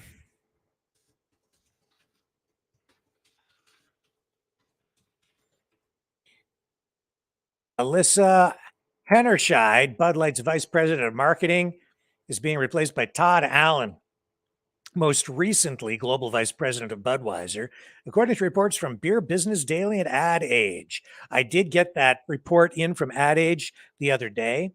We just haven't had time to really touch on it here. So yeah, 2 ad executives with Bud Light, the ones responsible for this marketing stunt where they put the image of Dylan Mulvaney on the beer can and sent it to the social media influencer. The whole thing has really backfired on the company. And I think it's just, for me, this is what it comes down to. Corporations, big companies in general, should learn from this because they haven't learned from these kinds of incidents in the past. Oh, feedback in my headphones from the council meeting. They should sell their products, in my opinion, and keep politics out of it. Politics is polarizing. And there are products today that I won't buy anymore. I was a very loyal, I thought I would be a lifelong customer. And there are products I will not buy. For example, I will not ever buy, ever again, any Gillette product. Ever. I stopped buying it when that ad campaign came out where they attacked men. And not everybody saw the ad campaign in the same way that I did, whereas a lot of people did. It was an attack on men, their very own customers, criticizing men.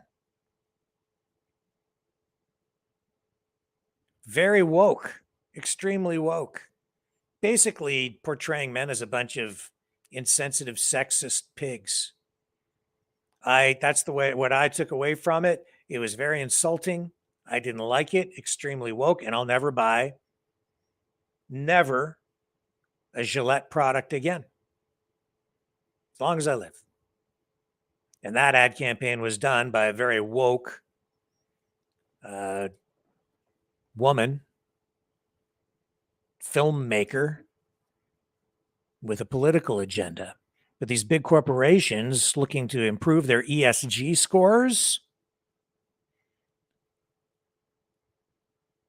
they engage in these kinds of campaigns. But it's just sell the beer or sell the razors, sell your shaving cream.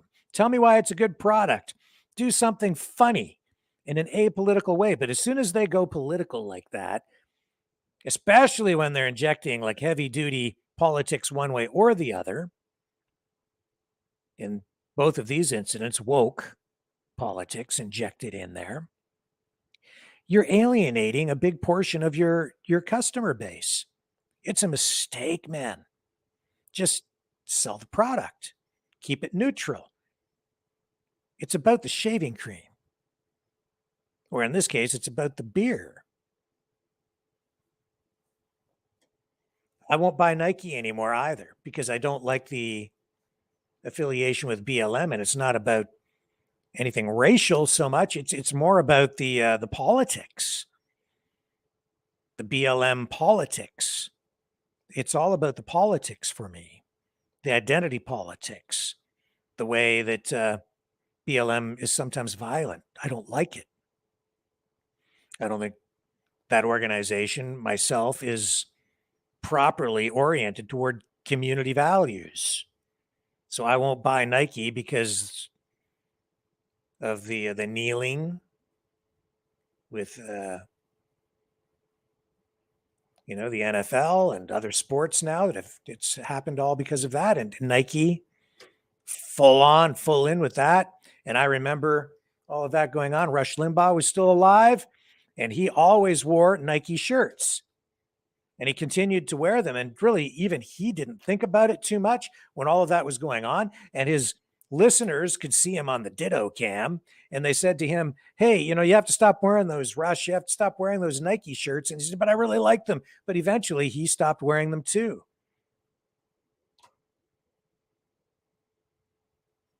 I think we're coming up here. Don't think we're quite there in the council meeting. Just let me listen in for just a second in the monitor. Yeah, no, it's not there yet. So again, there's another example of, you get involved, you involve politics in selling your product. You politicize a shirt in that way, or your shoes. I had Nike shoes at the time. So when they wore out, I just, I bought a different brand altogether.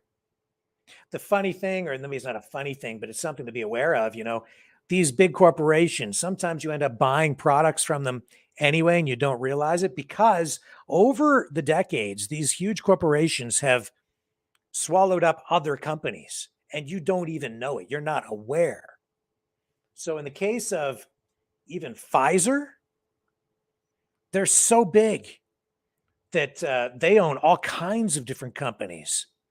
I found out my father used to sell chewing gum. He was a salesman. He worked for a company called Adams Brands. They sold like Dentyne, Chiclets, products like that. And a few years ago, I discovered that Pfizer had actually come along. This is long after my dad retired. But they bought out that company, the company that my dad used to work for, which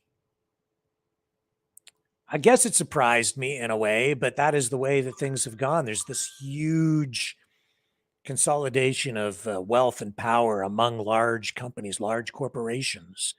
And these companies, there's a lot of dovetailing that goes on, between all the various companies. And that's why you look at a company like even fast food chains, right?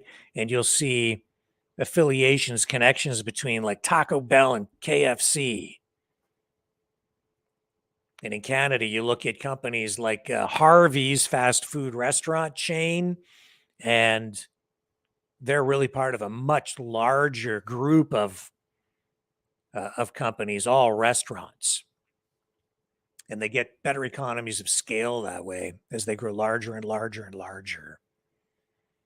And over time, they become oligopolies, not monopolies, oligopolies, which is a few big companies controlling a market where it's almost like an illusion of competition when the government allows that concentration of ownership, because even when they're not supposed to, they end up colluding on pricing.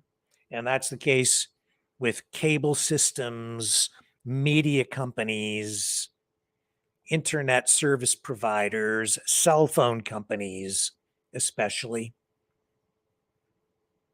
And to a large degree, too, I would say even oil companies.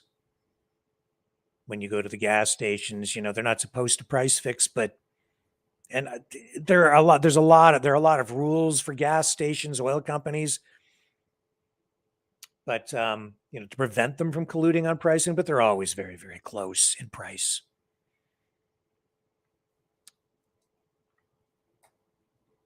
And even in grocery store chains, there are not too many grocery stores out there, and there's more concentration of ownership than ever on that front as well, which is why they're easy targets for politicians who blame inflation on them. So it's all Loblaw's faults, or it's all, pick your grocery store chain. It's their fault. They just decided to put their prices up. Well, it isn't really that simple. Government is at the core to blame for it all. In fact, they're to blame for it all across the board, because not only have they printed too much money, they allowed these big companies to collude and get together and buy up their competitors to become more and more powerful over time, to the point where right now, Loblaw's grocery store chain in Canada also owns Shoppers Drug Mart. When I was a kid back in the late 60s, early 70s, there were quite a few different pharmacies out there, some of them independently owned. That's far less common today. It's hard almost to find an independently owned pharmacy, very difficult. I think in this town, there is one, maybe two. It's still possible for a pharmacist to open his or her own pharmacy, but it takes, pretty substantial money. But the overlap there, Loblaws, I go to the big Shoppers Drug Mart down the street, which is the most popular pharmacy in the town. And now that Loblaws owns it, you go in there and you're getting your groceries and your butter and your milk, and they have all of those products in the one section. And then there's a pharmacy at the Loblaws Superstore, which is the giant grocery store too, so it's almost like duplication. It's just an illusion of competition. You get that too in the especially in the media business. We have like companies like Bell Media own CTV and a whole bunch of newspapers and radio stations, specialty TV channels. They own cell phone companies, cell phone infrastructure. They probably own about 40% of all the media assets out there. And because they all are interconnected, doesn't matter if you read something in media, watch something in media, hear something in media, however you're consuming it, as it comes through the infrastructure, boom, boom, boom, boom, boom, boom, boom, boom, boom, they all kind of bounce off the towers. They share the infrastructure nationwide, and they're all getting a piece of you all the time. You make a phone call from a Rogers tower in Canada, and it bounces over to a Bell Media tower, and they're sharing the infrastructure, and they're all feeding off each other. They're all feeding at the same trough, really, which is the public. But it's just a few big companies now. And but when I was a kid, like I say, there was a smaller drugstore in our plaza, and then there was another chain called Big V drugstores, which got bought out by Shoppers Drug Mart, which now has been bought out by Loblaws. And just like in Demolition Man, the movie with Sylvester Stallone, that science fiction action movie about the future, all restaurants will be Taco Bell. Think about it.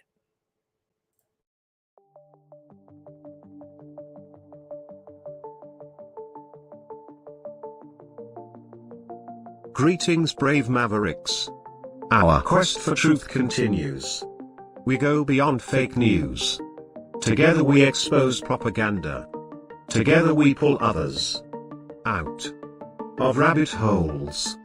We are maverick thinkers. We are all unique individuals, defenders of individual rights and freedoms, credible, trusted, grounded in reality. Maverick News, Maverick News. Defending free speech,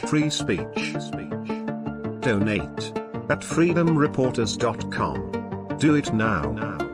Tomorrow may be too late. Maverick News. The world is watching.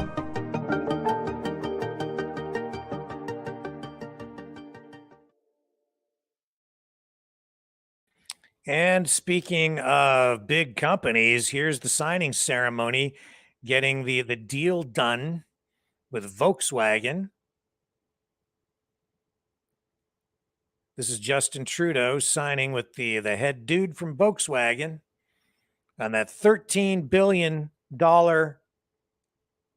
deal where the government's going to give over a decade, $13 billion to VW to build what will end up being one of the largest battery plants in the world for electric vehicles.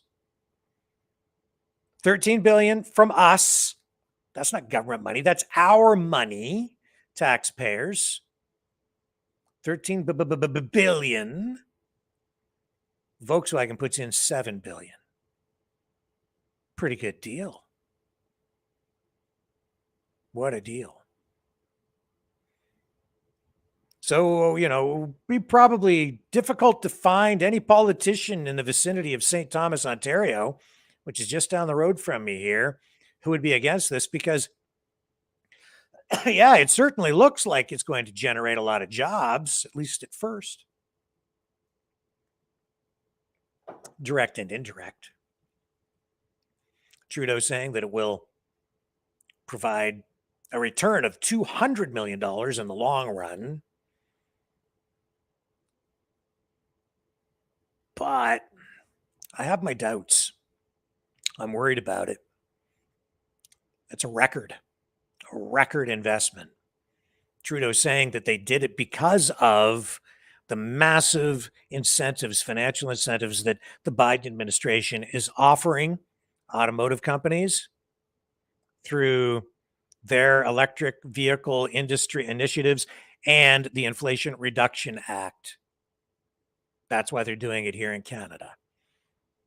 And there was competition from some U.S. states that wanted that same battery plant established in the U.S. So I don't know. It's a slippery slope, man.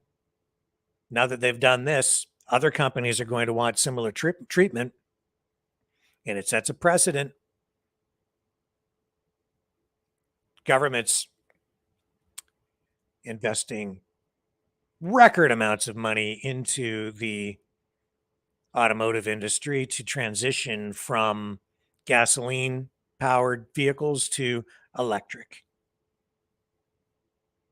and really not giving the industry any choice. Not really.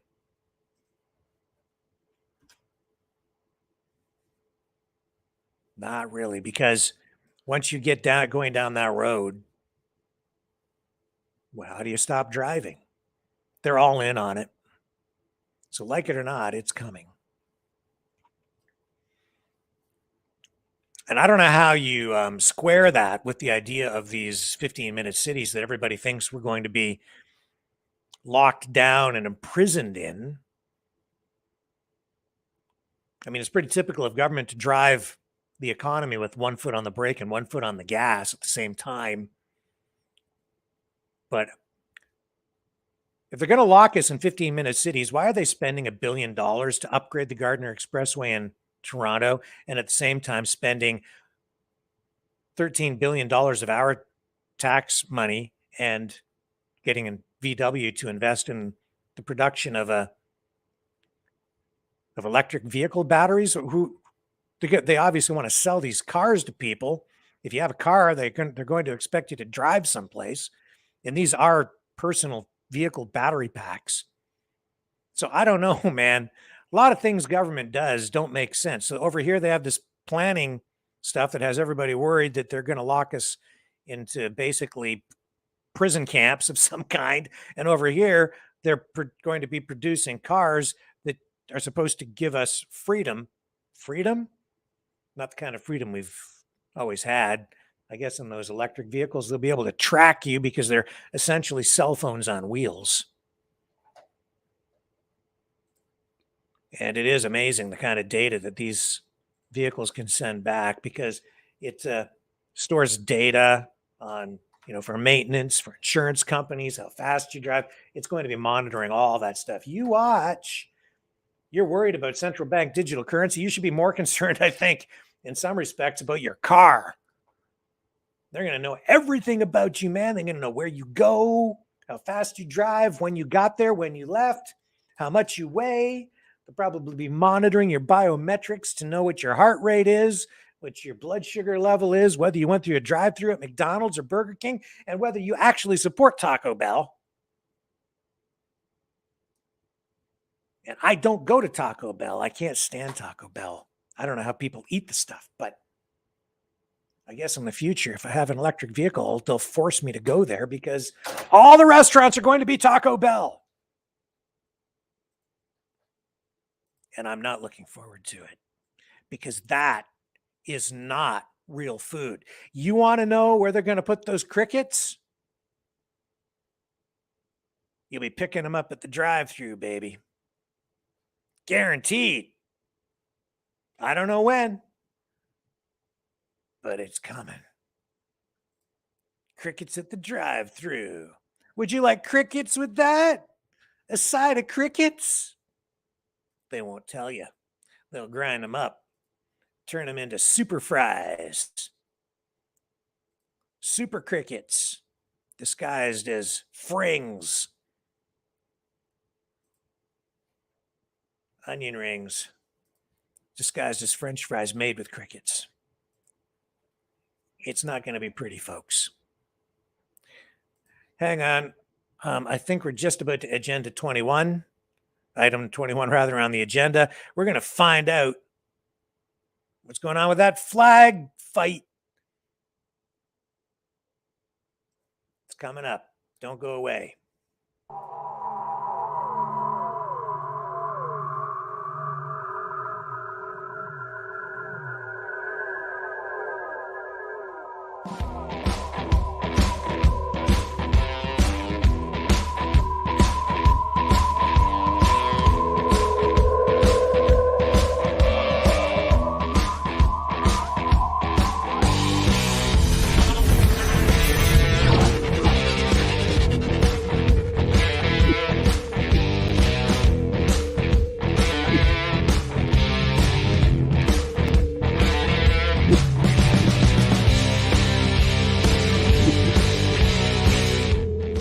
Maverick News. The world is watching.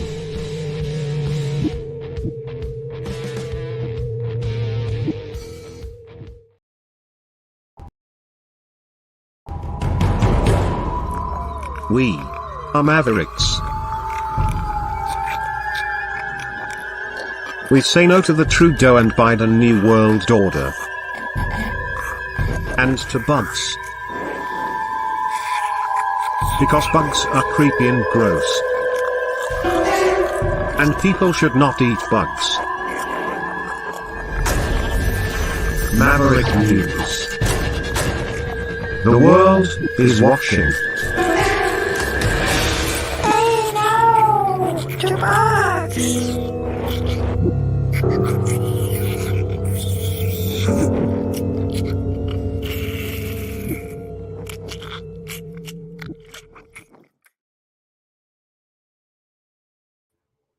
Okay, I'm back. And there is this story tonight, too, that I know a lot of you will want to hear about. This is the NBC version of the story.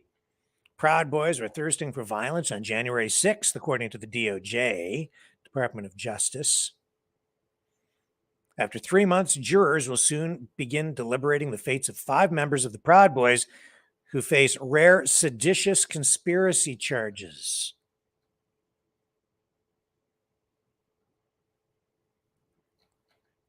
So it says here that what happened at the Capitol on January 6, 2021 was a, quote, a national disgrace, according to U.S. Attorney Connor Mulrow, who told that to jurors as the 3-month-long trial for these Proud Boys nears its end. But for the Proud Boys, January 6th was, quote, was mission accomplished, Mulrow said. They had done it. They had stopped certification of the election. So we have 5 members of the Proud Boys. You may remember Enrique Tarrio, Ethan Nordine, Joseph Biggs, Zachary Rail, and Dominic Pizzola. They face 9 counts, including a rarely used charge of seditious conspiracy.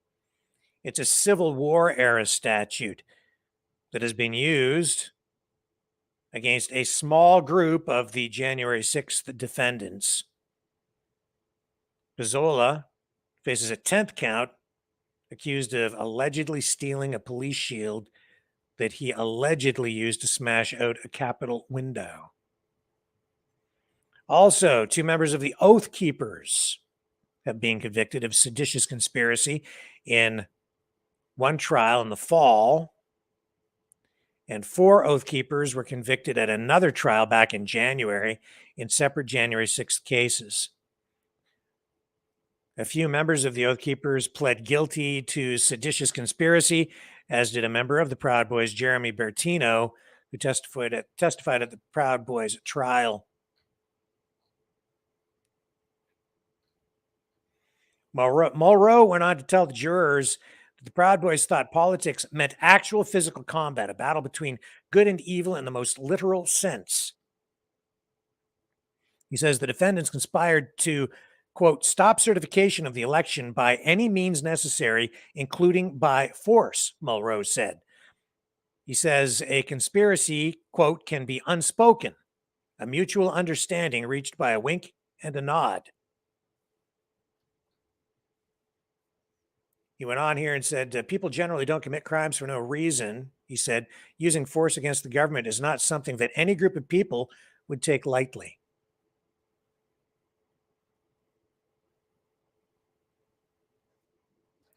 So you see the way they're dealing with these guys.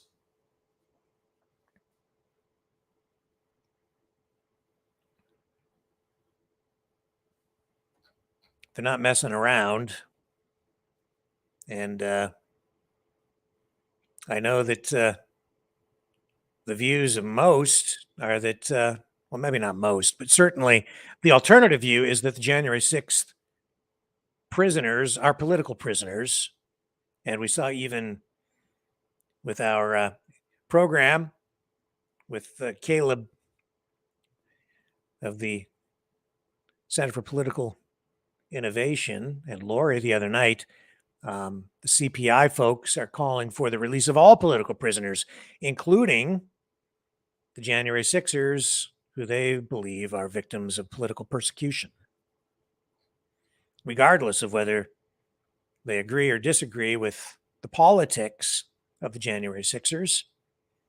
That is what they are calling for. So those are the final arguments. We'll see how that all goes down. And I know a lot of you guys are, paying attention to that stuff, as am I. As am I. Still monitoring this feed out of the council chambers. Still on item 18, coming up quickly to item 21. And we don't want to miss that. There will be further discussion. We saw the deputations, which is the public speaking to this issue on the flags, with the motion from Rhonda Jubenville, a prominent member of the Freedom community, calling for an end to this practice of raising flags for different community groups in front of government buildings in this area where I live, simply because they're not doing it for all groups. And only the mayor gets to decide in this community which groups get that public boost and which groups don't. And while the arguments by some in the public delegations were focused on inclusivity, arguing that it's important to raise the flags of these various groups to make sure that all groups feel welcome, especially minority groups, I would argue that when you're telling some groups that, no, you can't raise your flag, and that is what has been going on, that is in itself exclusive. That's exclusivity, not inclusivity. So I understand the argument that they're making on that front, but in reality, not so much the policy, but the actual practice that has been observed by me and others is that the municipality is engaging in some level of discrimination because they are excluding some groups. And I believe some of those groups have been Christian-based, church-based groups, which feel slighted. That's why this motion has been tabled. And I kind of agree with it.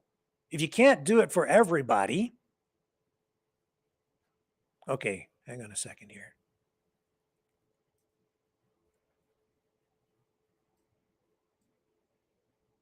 No, it's still on item 18.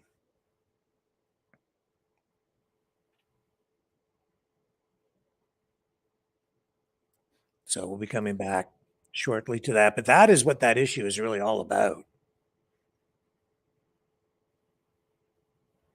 That's what the issue is about. And we will be dealing with that shortly. But what we're going to do now is we're going to go to the phones. So don't go away. I'm going to get everything queued up. Here's the number to call. I'll put that up on the screen first. And don't forget, you can support the channel at freedomreporters.com or maverickdonations.com. That takes you to the Give Send Go donation page. This takes you to the PayPal, freedomreporters.com. We're demonetized at the moment off YouTube, so we can't even accept super chats there. You can donate through the Rumble Rants over on the Rumble channel. If you haven't subscribed on Rumble, please consider doing that. That would help us out a great deal. We still want to keep the YouTube going, but we are growing a lot over on Rumble. And I see that some people have kind of left YouTube and have gone over there. So I'm encouraged by that. And I'm seeing that some of the broadcasts are now generating more views on Rumble than on the YouTube platform itself. So we've actually increased our overall numbers, but YouTube is kind of stagnant. And that's unfortunate because we had a lot of traction going on YouTube, but That is censorship in the age of Bill C-11 and the current political environment. Oh my goodness. Okay.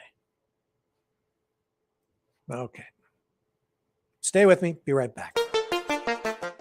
The New World Order. Government overreach. The Great Reset. Mainstream media lies. Now more than ever, independent voices are needed. Donate now at freedomreporters.com. That's freedomreporters.com. Maverick News. The antivirus program for your mind.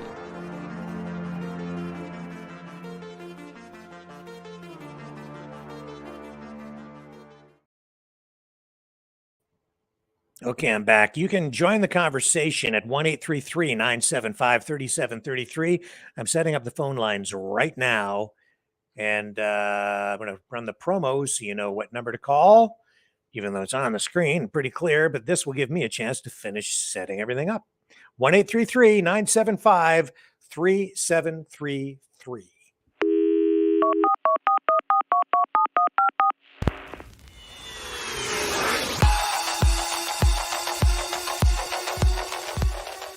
Join the conversation. Call 1-833-975-3733. That's 1-833-975-FREE. Speak up. Speak out. Make your voice heard. Maverick News. Fighting for freedom by defending your right to free speech. Be a Maverick. Join us.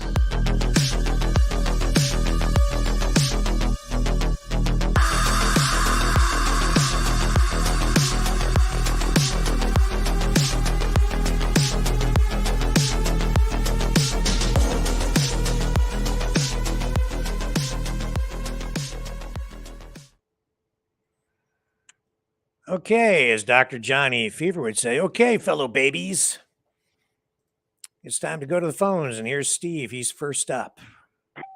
Hello, Steve. How are you? Hi, Rick. How's it going? Great. Just a couple of comments tonight. I said, I told you I only had one, but actually I have three, if you don't mind. Sure. I agree with you on the Gillette thing. I haven't bought a Gillette product since I saw that commercial as well. Yeah. And that satanic temple, I don't know what you would call it there. Yep. I know it's a card for her, but trick or whatever. I think they did that to Marjorie Taylor Greene as well in the States. And that's such an underhanded thing, because they'll update her Wikipedia account now and say, oh, you know, she's a known contributor to the Satanic Temple or whatever. Like, it's such an underhanded maneuver when somebody does that. Yep. I feel kind of bad for her. So it's beyond insulting, beyond disturbing for someone of faith, right? A Christian. Exactly. Right? It's horrific in reality to think that your name, your existence, some part of you is associated with Satanism when you are a believer in God.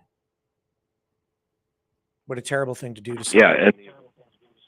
Yeah, and that abortion part of it too, right? It's just, I mean, I've been kind of following that for a little while now. They're coming to prominence in the States when they got, recognition as a religion. And I don't know if you remember, but I think it happened in Tennessee. They removed the Lord's Prayer in the morning from schools. So a Christian group was going to the state legislature or Senate or whatever they call it. Mm-hmm. And do you know who showed up to support them? The Satanic Church, Temple. Mm-hmm. And can you guess why? Well, lay it on me. Because what's good for one is good for the other. Mm-hmm. So if you're going to put the Lord's Prayer back in the school, we got ours in there too. That was the only group that showed up to support the Christians. I mean, they're not dumb. These people are are very intelligent and very underhanded when it comes to stuff like this. They can manipulate, well, and you know, they're at the hand of Satan. They can manipulate as well as anyone can. Yeah. And the abortion thing, I just can't get my head around how they get to have sacrifices in the United States. You can call it an abortion or whatever, but I mean, if you look at California, I mean, even after birth, they can still do abortion. So you're sacrificing a live child at that point. And you know what? It's like they're laughing at Rhonda, and they're laughing at society. They're laughing at Christians. They have contempt when they do something like that for the other person's beliefs.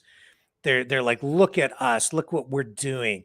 We're aborting children in your name. Ha ha ha. What are you gonna do about it? It's disgusting. That's what that is. That's not just a mishap or that's an intentional slight that goes beyond repulsive, in my view. And whoever did that should be absolutely ashamed of themselves, but they're not. They won't be, because they have no moral compass. Yeah, you're exactly right. You're exactly right. Well, like Deborah, I think it was Deborah said the other night, you know, this is a good versus evil battle. It's not a right versus left battle anymore. Yep. It's a good versus evil. Yes, I agree with you, man, 100%. Yeah, I fully believe it. This is paganism on full display.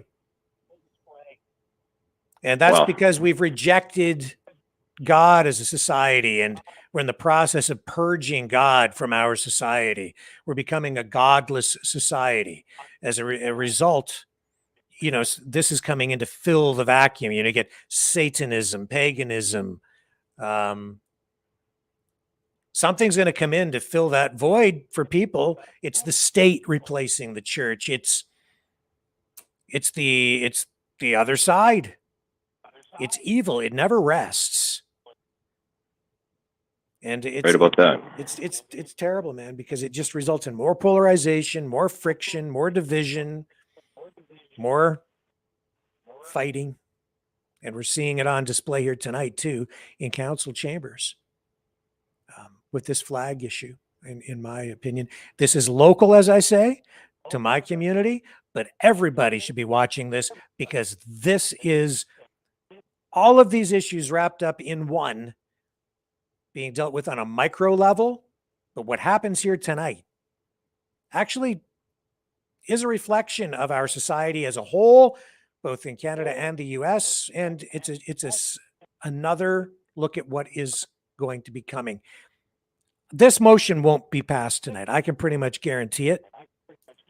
I can see it coming. They're going to defeat this. They're going to keep on raising those flags. They're going to continue to exclude basically the Christians, the Christian churches that come along, and the they'll say no to right to life, but they'll say yes to pro-abortion when it comes to flag raising. Exactly. And one of the women that was speaking there when you were playing the council was a representative of the United Church, I noticed. I have family members that were attending the United Church, but they've gone so woke that it's not a church to them anymore. They don't recognize it as a church. They're now attending another church. Yeah. But I feel terrible for them. They've been in that church for over 40 years, and they just had to leave. It's just not a church. And I agree with them. United Church has lost its way a while back. No offense to my fellow Christians on that, but yep.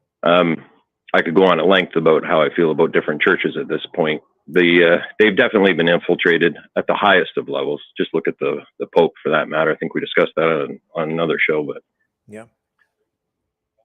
yeah, and I'll tell you too that Thursday this week, Ian Nunn is going to join us on the program. Ian has spent a lot of time researching all of this. He has been working on an article about the spiritual war that we are actually fighting, this World War III, this info war, all of it, it really does have a very strong spiritual component to it. And he's been digging into a lot of that. And he's going to be here Thursday as a special guest reporter, freedom reporter, again, as you know, he comes on from time to time, and he's going to be discussing all of that, giving us a presentation on that on Thursday. So you're not going to want to miss that, folks. That'll be interesting. Yeah. Yeah. Any thoughts on Tucker Carlson tonight, Steve, before we move on to the next caller? Yeah, well, that's a huge blow, I think. Some people would say they saw it coming, but I did not see that coming. I saw an interview, well, a couple of interviews with him, I don't know, a couple of weeks back that kind of went viral. And he was saying that he had so much control over what he got to do. I noticed you had mentioned about him reading off a teleprompter. Mm-hmm. As I understood it, he gets a lot of say in what goes on that teleprompter, but I guess he doesn't have as much pull in that contract as he had hoped he did. Yeah. I think that they just balanced it out with Don Lemon on the other side, so it doesn't look so bad. But I won't miss Don Lemon, I can tell you that. I'm glad he's off the air, but I'm going to miss Tucker. Yeah. Don Lemon, I'm not a fan. Not a fan, man. He, no, way too woke, way too heavy into the identity politics, racially divisive, not good for society. Nope. No. Exactly. Yeah. I'll tell you this, though. It's like, what was I going to say? When it comes to, Tucker, it's that $800 million Dominion lawsuit, the settlement there, right? It's coming in the wake of that, and there are many references being made to that tonight. That is absolutely a factor in this decision. I don't know if it was because a deal was made, maybe even an unwritten gentleman's style agreement that is part of the settlement. You have to get rid of Tucker Carlson, or if it's just a reprimand for Tucker because the network had to pay out on this, and he was one of the key figures in talking about that issue. But I'll say this, as we move forward, people need to be increasingly aware that lawsuits will become a more common feature on social media responses as part of that. That's because, people are, it's like the Wild West right now with people making all kinds of slanderous statements and accusations against people, personal attacks, mudslinging, accusing people of crimes. And when you do that kind of thing, you can be sued for defamation of character. You need to be able to prove what you've said. And when someone is charged with a crime, for instance, you need to actually be able to back that up and prove it if you say that someone has done something. And if they go to court even if they're charged with something, this is at least the way it works in Canada, and I'm certain largely in the US as well. If they're charged with a crime, say of sexual assault, and you say that they did it, but you don't qualify that statement and say that they've only been charged but not convicted, if you say they did it and you convict them, you could be charged yourself with defamation, especially if it goes to trial and the person is acquitted, found not guilty. Then they can come back and say, you've damaged my reputation. You accused me and convicted me in public, and it's just not true. You've defamed my character. I saw this actual thing happen just yesterday on social media when we talked about that person who is clearly male, but said he identified as a woman, went into a woman's shelter in Windsor, Ontario, and has been charged because of accusations of climbing into a bed in the woman's shelter and sexually assaulting a woman who was a client there. But that has not gone to court yet. So I saw someone in a social media post just yesterday say, this person did it. They went and did this thing. And it's like, you just convicted them. They haven't had their trial yet. They haven't had due process. But you're saying this person did it. if you, Yeah. so now you've left yourself open to a lawsuit. That's what I have to be careful of here all the time too, is even when people call in, right? That's Right, why I'm yeah. always listening, and I'm qualifying a lot of things that people say to keep us out of potential legal hot water. Yeah, you've backed a few people out of some bad statements. I don't understand why it is that they get to, more or less, how do I word this? You can read it Hang on a first, second. and then we'll. Are you still there, Rick? Counselor Yeah, I'm Hall still will be here. happy Hang to on. second it, I'm sure. Sure. That fleet management be directed. It's okay. We're still not up to the flag issue. Oh, I really? just don't want to miss the vote. Yeah, no, I Steve, understand. go You ahead. put time into it. Yeah.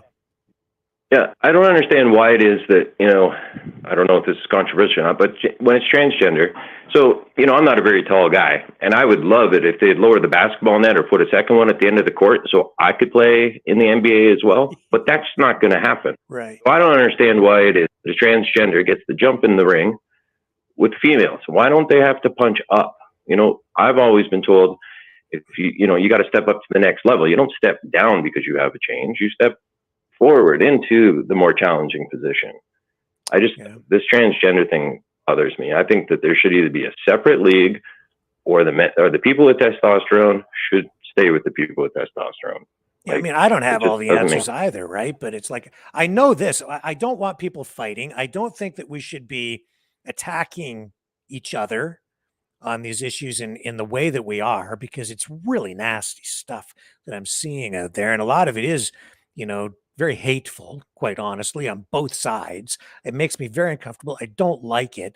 But like you, it's like, well, if you're transgender, you're clearly not a woman. Maybe you're not a man. Maybe you do need your own league. I don't know. I don't have the answers, but I think that we need to find a solution that makes everybody happy or more agreeable. I do agree, though. It's like, if you're a transgender person, you're not really a woman. You're maybe something else, but you're not a woman, in my opinion. That's why they're called transgender. Exactly. Right. So should you be playing with the women? I maybe you need a different category altogether. I don't know, man. You guys, that'd be my guess. You work it. I don't have an answer to that one. So, and same thing with washrooms, right? If yep, where you need maybe you need a separate one altogether. Well, that's what I've been saying since day one when I was working in the schools still. I'm like, why? How about another washroom? Like, this isn't making sense to me, but I was short for that. I got out of there fast. These changes have really put me out of work, I tell you. I can't keep my mouth shut, so. Well, I mean, I can keep my mouth shut. I just can't keep my mouth shut when it comes to my values. Yeah.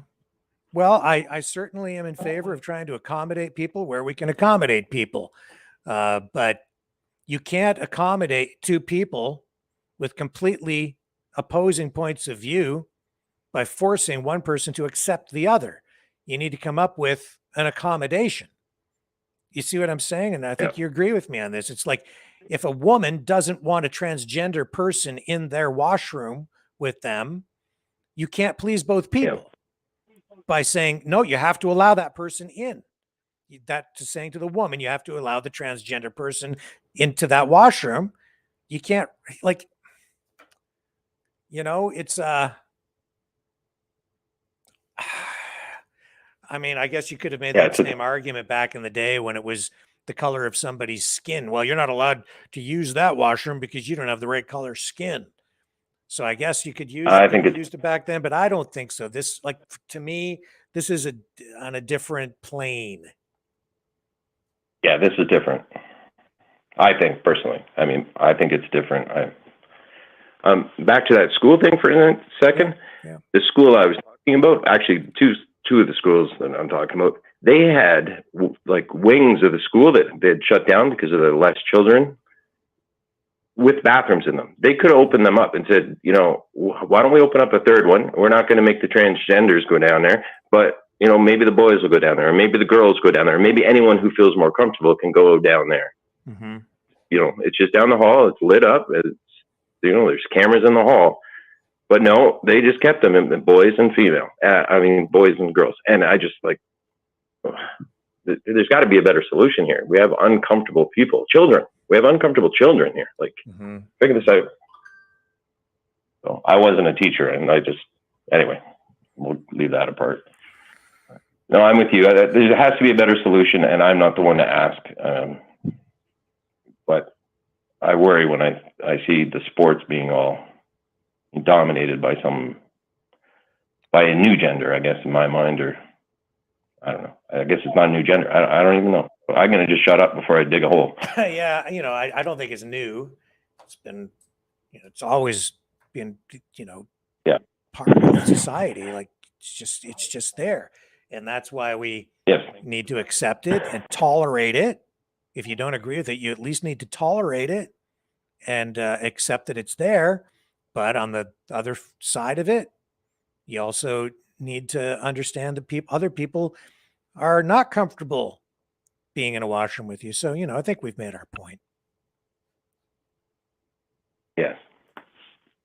Yeah, we're up to item 20 here. So let me move on here, Steve. Pick up another call, and I appreciate your time as always. Good call. Thanks, Rick. Appreciate it. All right, good night. Take care. See ya. Okay, here's Robert. Hello, how are you tonight? Rick, I've been waiting for you forever, ever, and ever. So I'll tell you what's going on. As a gay man, right? Yeah. I married a Muslim man.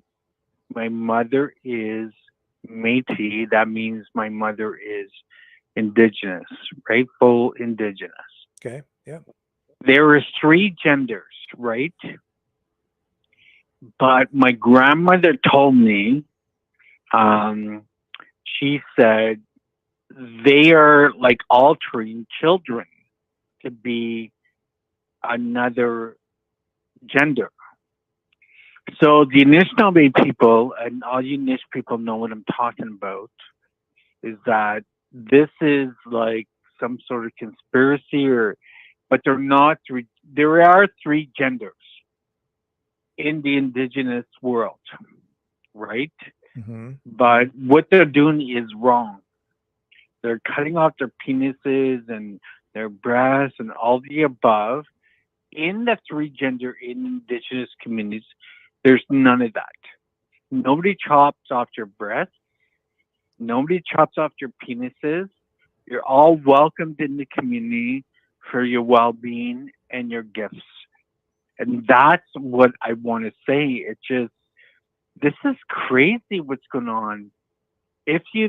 Seriously, you need to really look at indigenous peoples for the communities.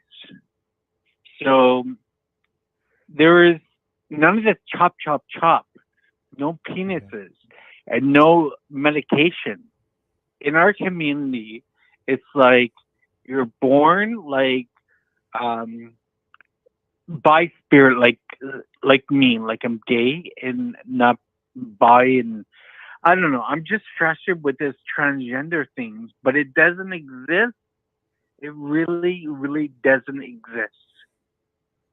The white community, they say to me, is that there's just some crazy political thing going on. But when their children are like 16, 17, 18 years old, they can have any children. Why is that? Why is that? And you know, all you Anishinaabe people, I'm talking about what's going on. And hear what I say. There is none of this. There is no medication to be a woman. There's no medication to be like a clitoris or anything of that, right? Right. So I stood by tonight and I listened, you know, and it's just wrong. they are wronging the children.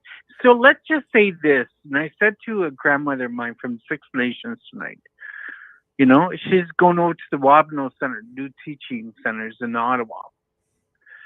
And she says, if they chop off their pee-pee and their breasts, what's going to happen to all of our children here in their community? And she's talking about Indigenous communities, not white communities. She's worried about her own communities in Indigenous cultures, right? So if all Indigenous children chop off their pee-pee and their breasts, what's going to happen?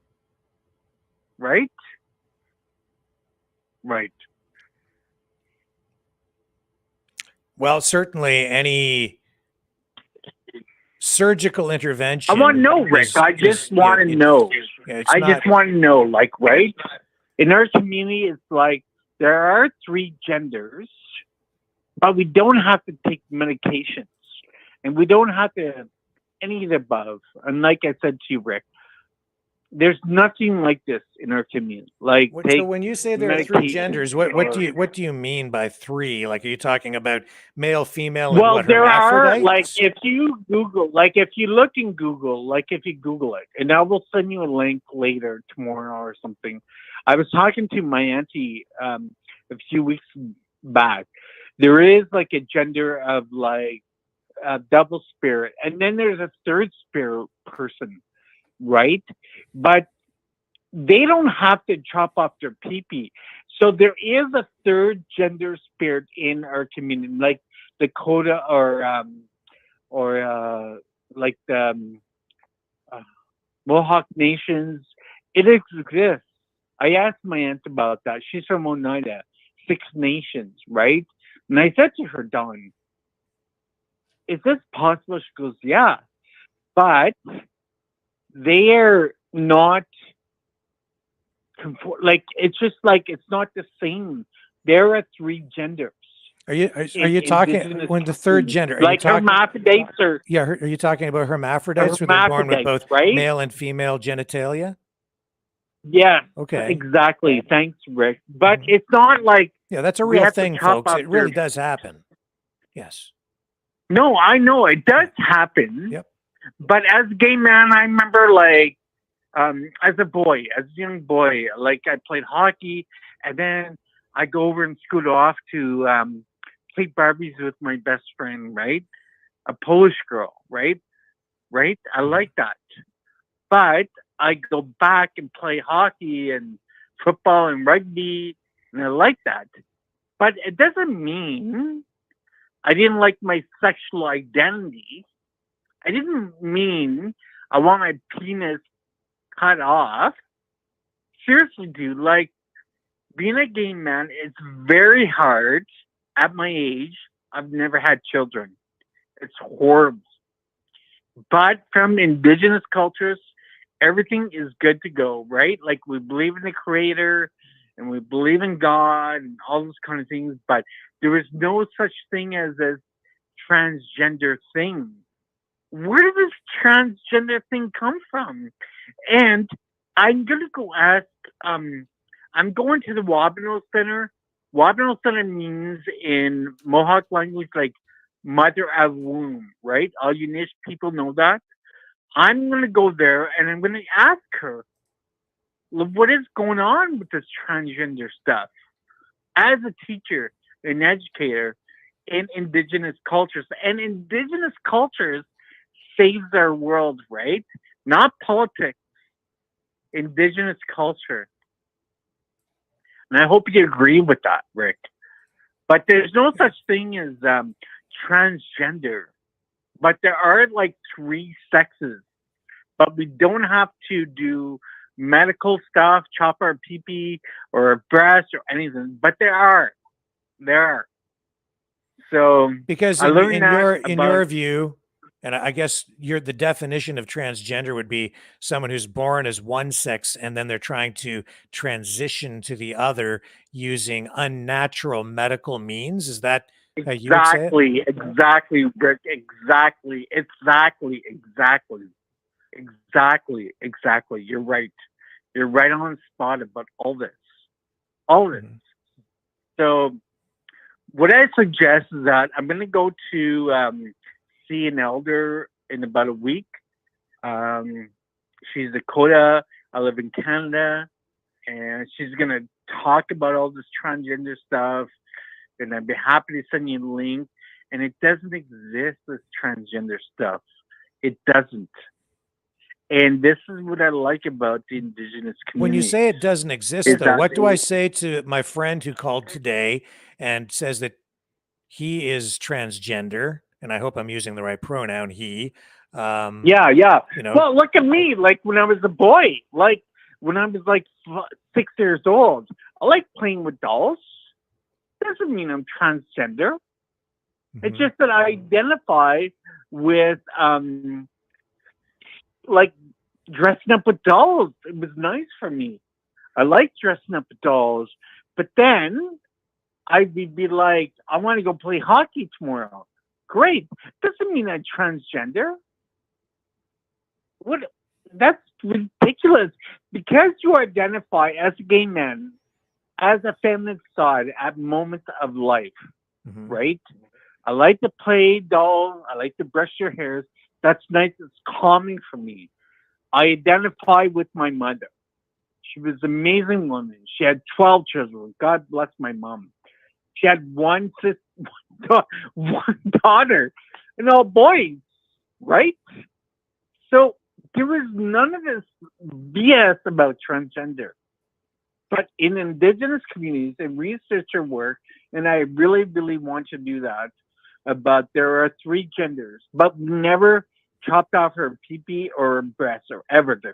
And the after effect, what happens? Who is dealt to deal with that? Right?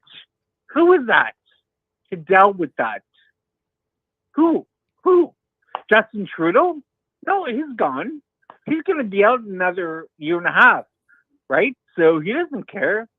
But anyways, beside, I don't want to get into politics now, but that's what I'm saying. My call was about transgenderism.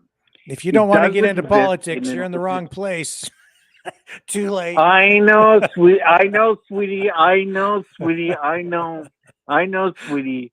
But in our community, in Indigenous communities, there are 3 genders, but nobody's ever asked us to cut off our pee-pee or breast or any of that.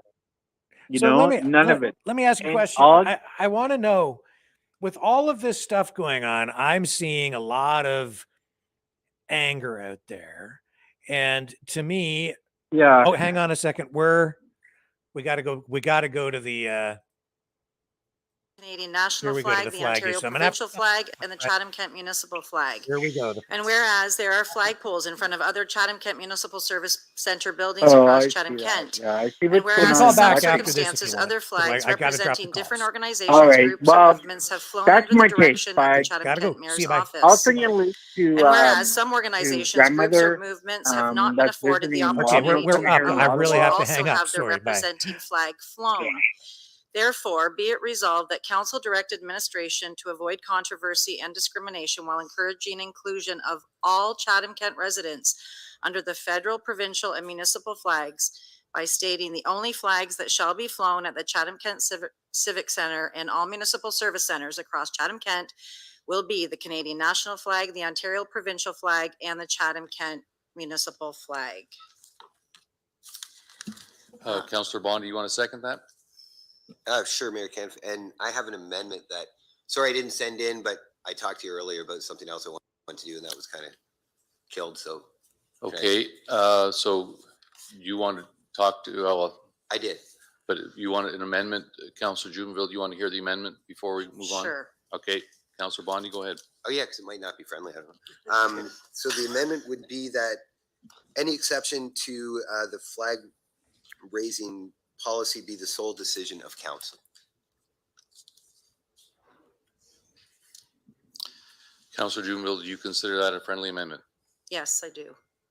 Can I speak to that briefly? I'll go to Councillor Jubenville to talk about her motion, and then we'll go to you. Great. Thank you, Mayor. First, I would like to thank all those who came tonight to deliver deputations in person, both against and in favor of my motion. As many of you know or may not know, this motion regarding flags was brought forward, in my opinion, because of discrimination to one group that represents thousands of people across Chatham-Kent. Personally, I feel no special interest group should be the recipient of discrimination, and it would have been wonderful to see all special interest flags fly, unless, of course, it is a group that incites violence, hate, or fear. Unfortunately, here we are. I am perplexed by those who advocate for their own flag, or those who advocate for inclusion do so with little to no regard for other groups. While trying to be inclusive, we are actually perpetuating division. While most of the special interest flags advocate for wonderful organizations that are worthy of spreading a purposeful message, why do they need a municipal flagpole to do so? To be fully transparent, I've received hateful messages, and I actually received a hateful letter on my desk tonight as I walked in, and emails. I have been called words that I had to look up the meaning of. I've had 2 wishes of death and a witch's spell cast on me, all because I feel our 3 governmental flags are what is needed outside of municipal centers. These hateful messages all sadly come from groups of people who preach inclusivity. Now, while I have also received emails and messages in opposition to my motion that were very respectful and thought-provoking, why would I now, as a councillor, feel compelled to support some of these groups that wish to me death and hate over a flag? This should concern all of council. While I did receive some disheartening messages, I have also received a plethora of support from thousands across CK. To my fellow councillors, I hope you realize there are more constituents in favor of this motion than against it. I have the emails, messages, and letters to prove it, as do most of you. I also want to thank those constituents who have held me up in prayer against the wrongful and hateful words against me. Some of these words cast against me are from people sitting in these council chambers, and that saddens me to say. Just to clarify, for public record, I am not anti-Black, I am not racist, and I am not anti-LGBTQ+. I know and love many people in all of these communities. Some people are advocating for a flag raising policy. In theory, this seems okay, but again, the decision making will be put in the hands of administration and enforced arbitrarily. The flag needs to be decided by council, who were elected by the good people of Chatham-Kent. The flags represent Chatham-Kent residents, so they need to be decided upon by the people who were elected by the constituents of Chatham-Kent. If that can't happen, a flag policy will not help us remedy this situation. The division created by some contentious flags is concerning. Nearby Norwich Township was witness to the burning and desecration of pride flags last June. Is this what we want to see happen here? I know I don't. Instead of dividing all of us into little groups that align with different flags, why don't we all align with each other under the 3 flags that represent who we really are? Canadians, Ontarians, and Chatham-Kent residents, instead of fighting amongst ourselves over what flag is worthy of flying and what flag isn't. My motion was intended to bring all of us together, not create more division. Perhaps a councillor could make a motion to install a community flagpole near our municipal centers across Chatham-Kent.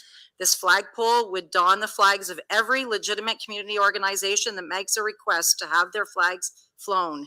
In closing, my intentions were not to silence any organization, but I feel our municipal flagpoles should represent all of us. Our municipal flagpoles should not be used as a platform for any organizations. We should remain nonpartisan, unbiased, and impartial. We should not be used to promote the ideals, rights, or political views of any organizations, as we must remain cognizant that not all Chatham-Kent residents align with all special interest flags.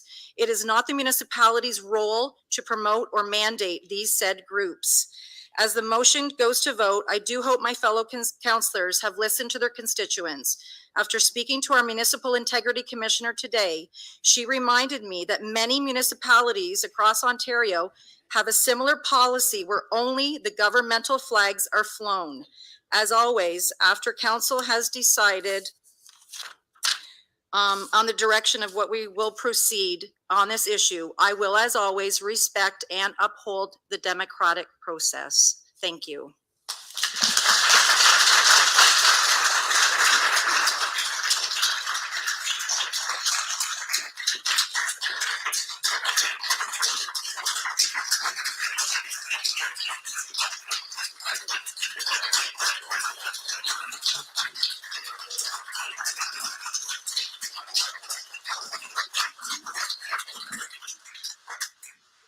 Councillor Bondi. Thank you, Mayor Caniff. I won't be nearly as smooth as that, as I don't have anything written out. So my amendment, sorry, I've got a bit of a cold, would sort of, give this a little bit of room, right? So the amendment would allow for an exception. Basically what I'm trying to do with that is to not have council kick this back to administration and say, come up with a policy that would be instituted by administration. Maybe we would approve it. Maybe it would just happen.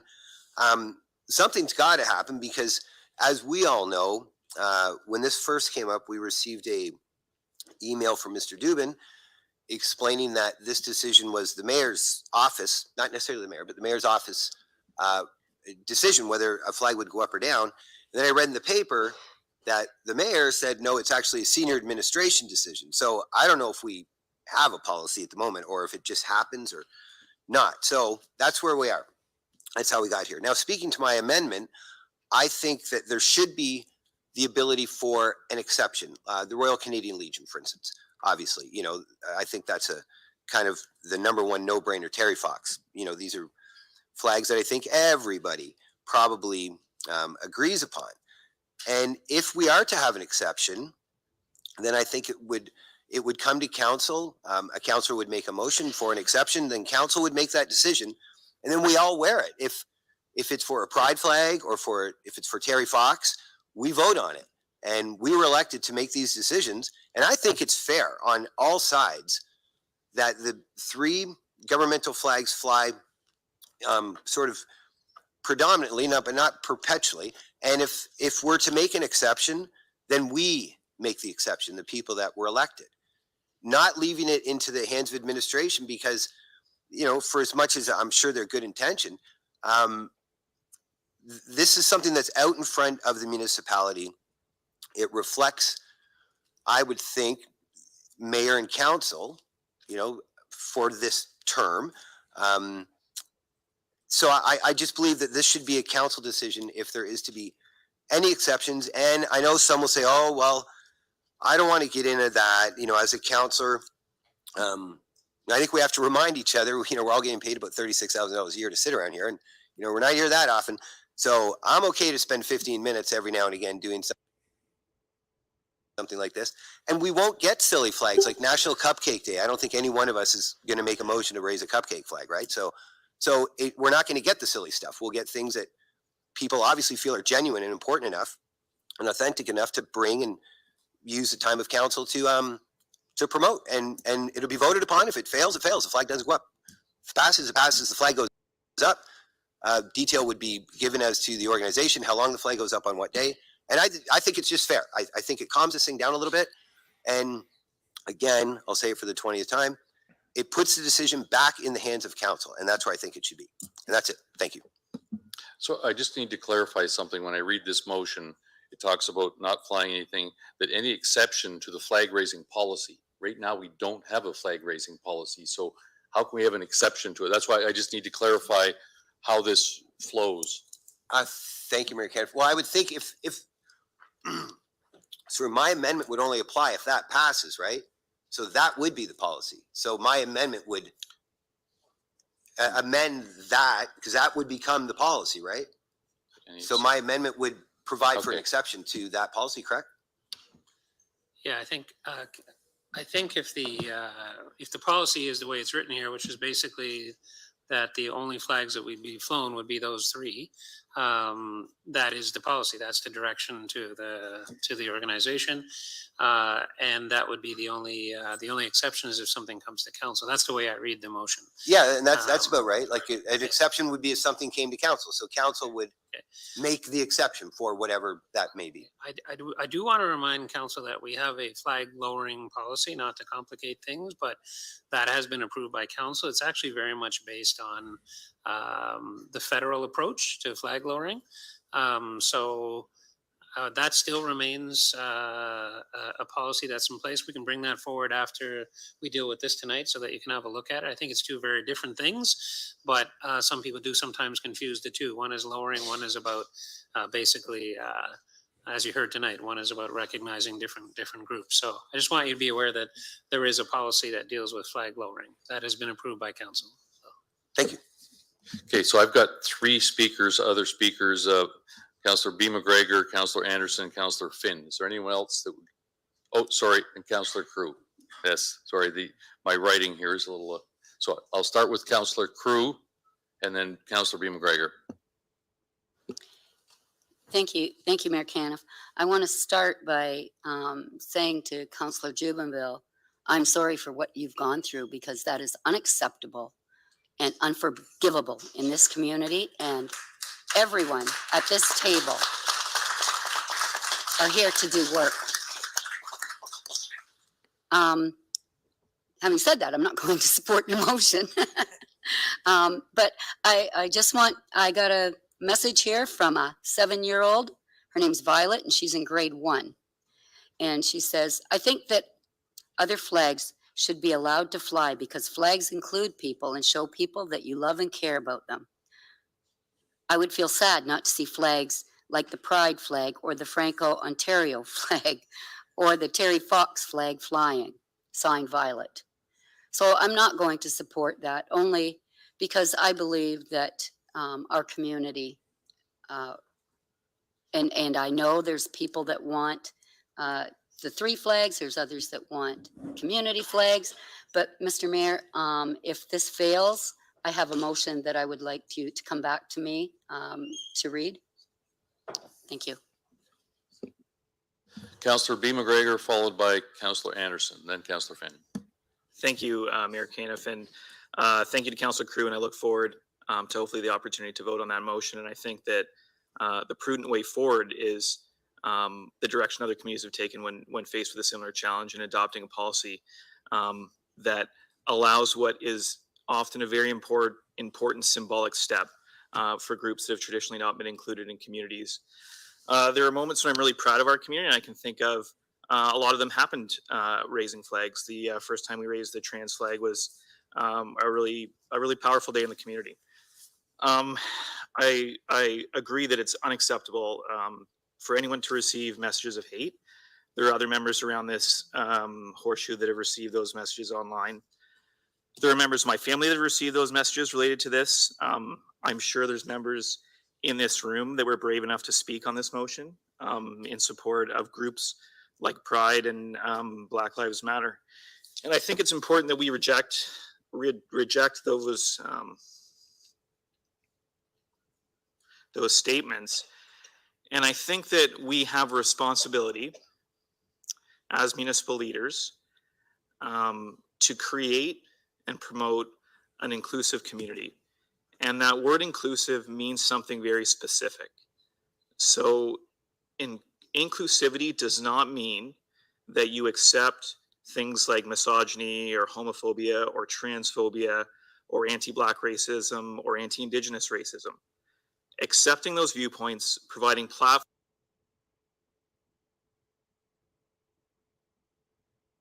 Sorry, folks, something happened to the audio, but I'm sure he'll be back. Just give it a moment. Is not something that you can espouse and a stance you can take in important issues where people have their safety at risk. And I think that when we make decisions like this, it would be easy to not say something, to let it go by, to take an easy approach, to just not have to deal with it. That's not why I ran for council. I don't think that's why anyone around here ran for council. And when I think of the people in this community that find these symbols important, I will support them in any way that I can. I will vote against this motion. I will vote for the motion that Councillor Crew brings. And I just want to say I'm very proud of many members of this community and the way that they've handled this issue. And I want them to know that you belong here. Thank you.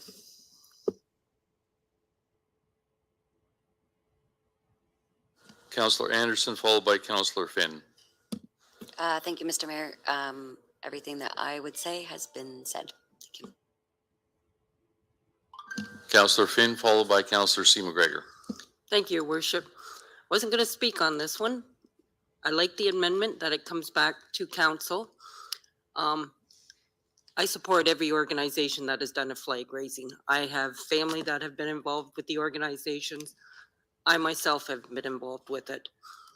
Prior to 2004, I didn't even know Right to Life existed.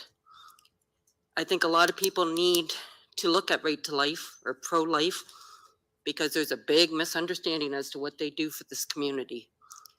They support people in this community. I know firsthand because I walked through those doors in 2004, a single mom expecting twins. Had it not been for them, and they did not tell me I should go through this pregnancy, I needed to go through this. They did not push their views onto me. But had it not been for them, I wouldn't have had clothing. I wouldn't have had diapers. I wouldn't have had formula. They gave me coupons if I needed them. I was a single mom. I had a good job, but I had 4 kids now. I was not prepared for 2 because I found out at 23 weeks. So I think it's great, but we need to include them as well. And it hurt when I found out they were not even responded to. So I can understand why the motion came forward. I like council voting on it, maybe not, because there are organizations that already have their flag raisings already planned. I'd like to put a friendly amendment that it does come to council, that any that have been already approved, still approved, but maybe twice a year. If you're going to do a flag raising between January and June, have them apply in December, have it come before the flag raising even starts in January. The same with between July and December, have them come in June where it's voted on, because some administration may not realize what an organization does. And I know hundreds and thousands of young moms and dads that have benefited from that program. So if I could make a friendly amendment that they do fly the other flags, but that it does get approved by council, and if already pre-approved, that they're allowed to go forward. Councillor Jubenville, is that a friendly amendment? Yes, it is. Councillor Bondi?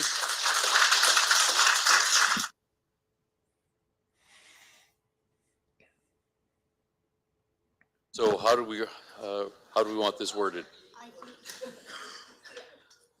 I do think we're getting a little too far down into the, like, the main policy is to only fly the 3 flags.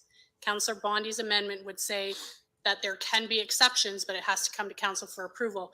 Councillor Finn, I think what you're doing is just, it's expanding a little bit out of the scope of Councillor Jubenville's motion. Yeah,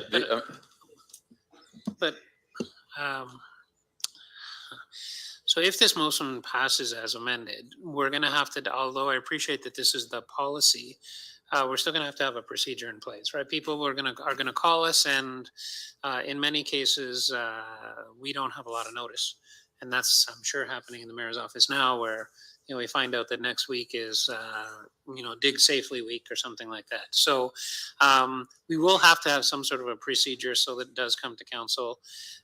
We generally, as administration, try not to bring too many things to you. I don't know if holus bolus is a word. I don't know if it's Latin, but hopefully I'll know what I mean by that. We try not to bring the same things over and over.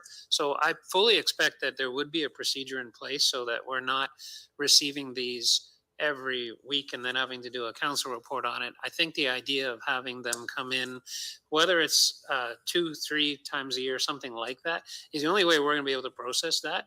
And I'd rather have one council report dealing with the 3, 4, 5 requests that we might get. So I guess what I'm saying is, could you leave at least the procedure part to the staff, keeping in mind that we don't want to be doing this every council meeting and that we need notice so that you guys can do whatever stakeholder consultations you do to discharge your obligations. But we hear you. If this passes, there needs to be a procedure to support it, which is consistent with everything else we do. We try to lump things together, like planning reports, that sort of thing. So I anticipate we do exactly the same thing.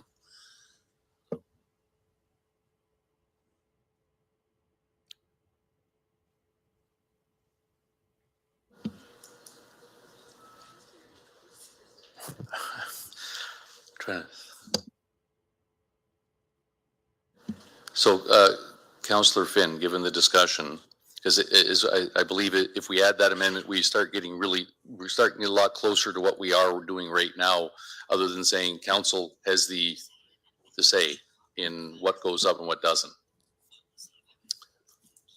If it could be that council direct administration as a friendly amendment to make a policy, whereas applications will be received and brought forth to council instead of having where stating the only flags.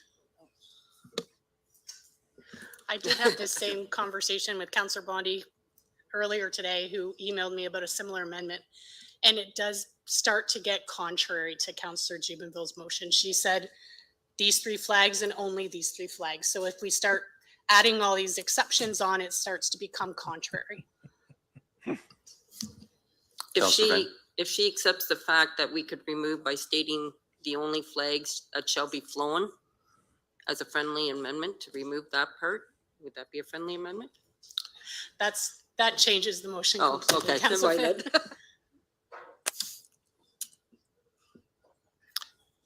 So in my opinion, the amendment you're trying to put forward is contrary to Councillor Jubenville's motion and would not be accepted. Okay, so we've got, I'm going, sorry, Councillor C. McGregor. Thank you, and through the mayor. I also want to thank all of people that reached out and the emails that came through. It is very passionate issue within our communities, and to all of our groups and within our community that celebrate by starting their celebrations with a flag raising within the municipality. I think where we're getting to right now, I think we're all kind of on the same page here at the table, but I think at this point it might be just cleaner if this fails and then Councillor Crew's motion comes back. That would allow administration to come up with the proper policy. There's some really good ones out there, like Ottawa and other things that some of our speakers have pointed out. But at that point of time, it also gives council the opportunity, if they want it to come back to council or things to come back to council, then that motion could be amended with the direction that a proper policy be set within the policy or within the municipality. The other part that concerns me if this goes through, in our community, we're due to be at a flag raising in another week. So what happens to that flag raising in another week? There isn't time to come back to council and ask to have a flag risen. So, I'm sure there's other flags that are due to be risen in the very, very near future that would not have the opportunity to come back and get proper approval by council. So, I think the intent's there. I understand Councillor Jubenville's intent, and it's very good. It's about equality. It's about giving everybody the right to be able to celebrate without discrimination from any sector of any group. So I just think at this point it would be much cleaner if this failed or even if it was pulled, and that a motion come back that I know is intended, that would set proper policy for the municipality, and at that point, councillors will be able to decide if that's the proper policy or if there needs to be more council action within that selection at that point. So, thank you.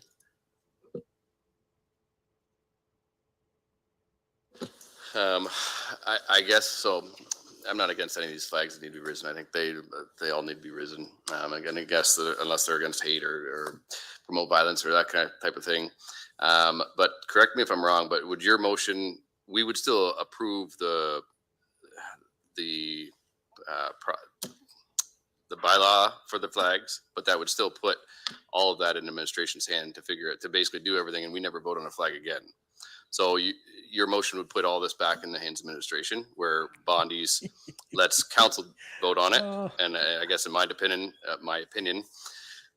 like you said, we're paid to make votes. I've made a lot of votes already that I did not want to make or do anything about. So if we were elected to make decisions, tough decisions like this, I think I am full support of this motion right there, that we're not going to deny all flags. We'll allow the flags, and as long as a councillor brings it to the table, then we vote on it. So that makes perfect sense to me. And then we still fly the flags. So just my observation on this is as we go down, we're moving more towards inclusion of other flags subject to council. I really see the key component here is council wants ultimate determination of what goes up the flagpole. And that's what I'm hearing generally speaking.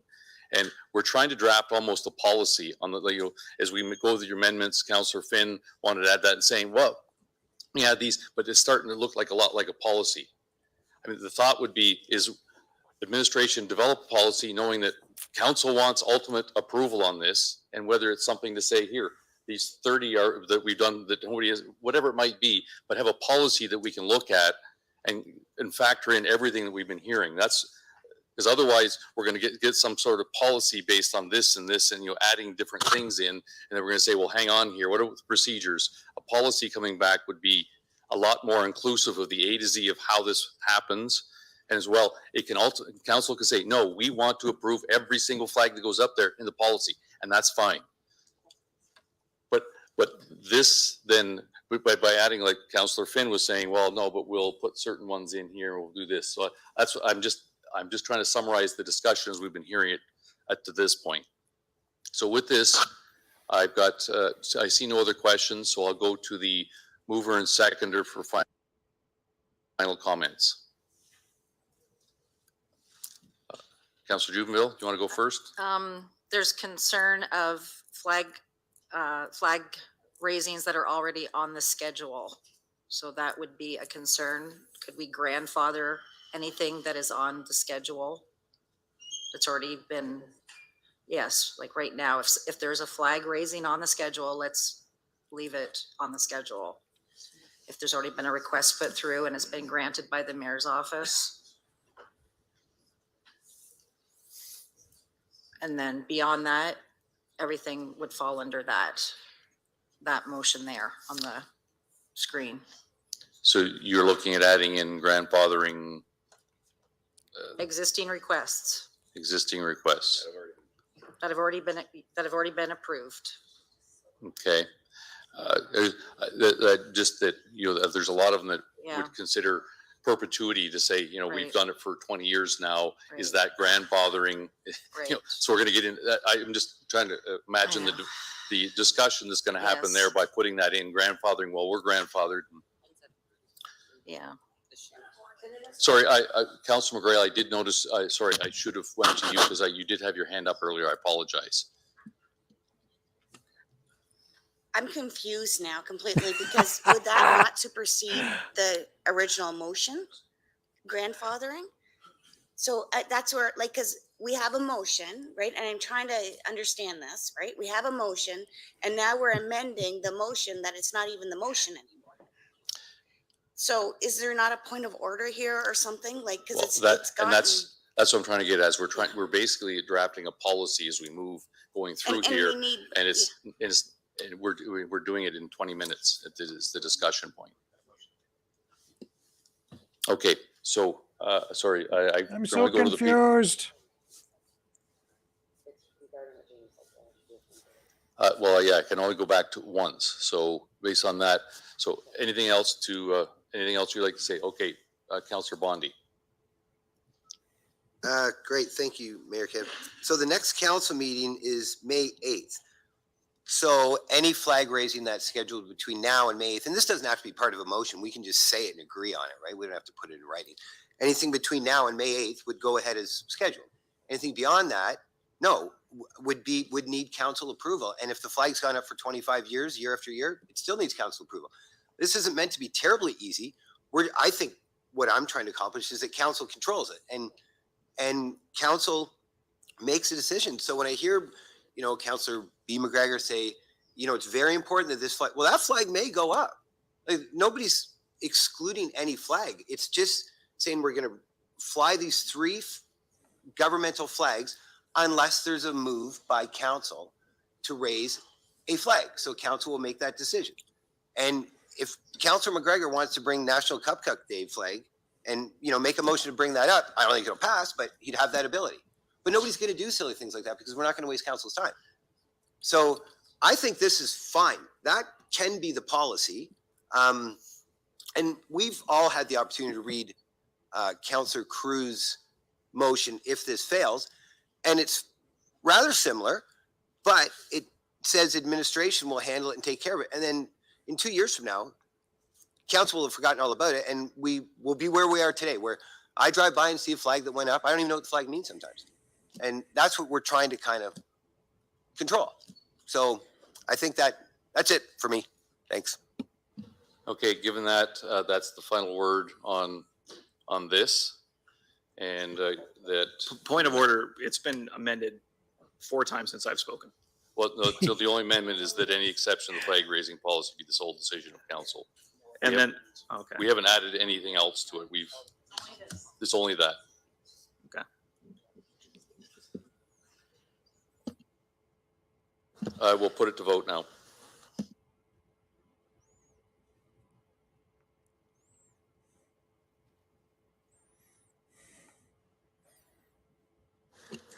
All votes are in and the motion is defeated 12-5.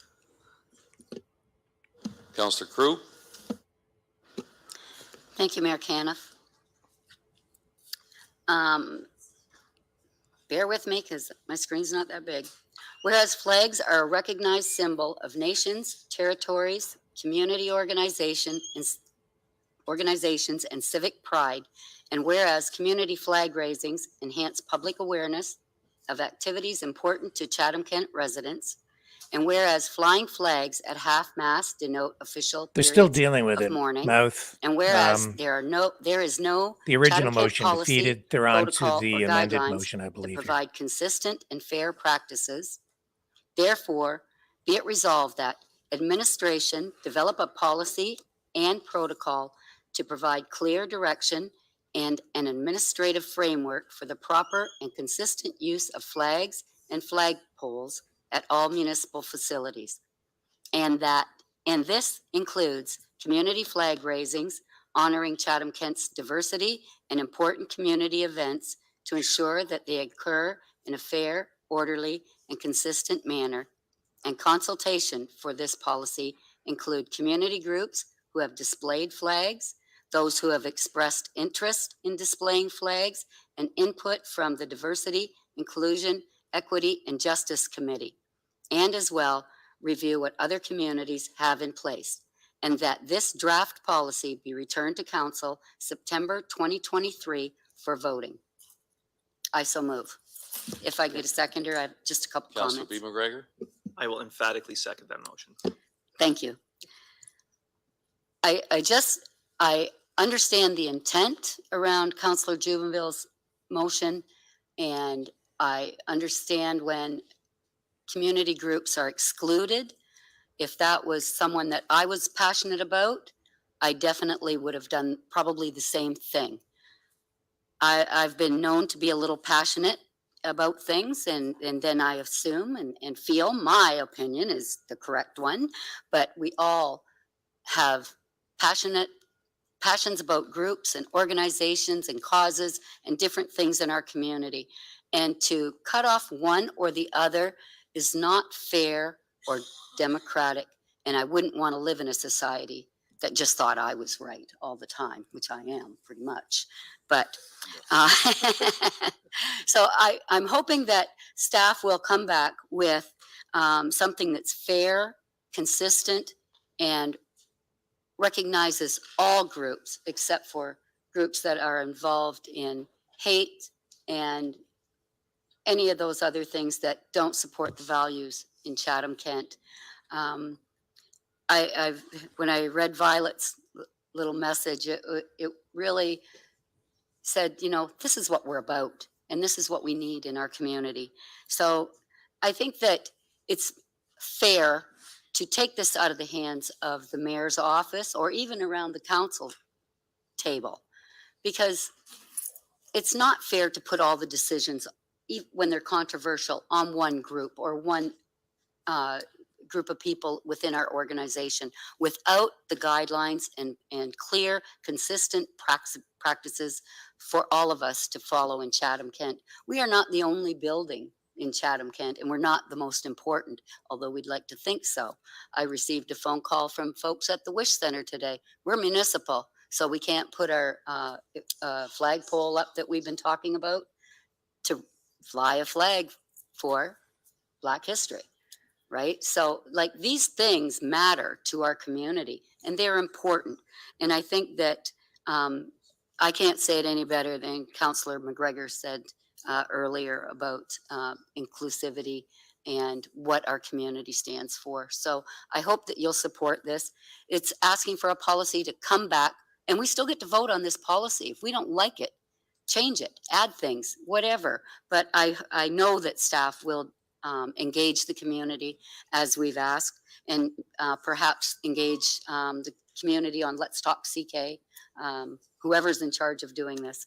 So thank you. I've rambled enough. That's all I have to say. I hope that you'll support this. Any other questions? Seeing none, we'll put it to vote.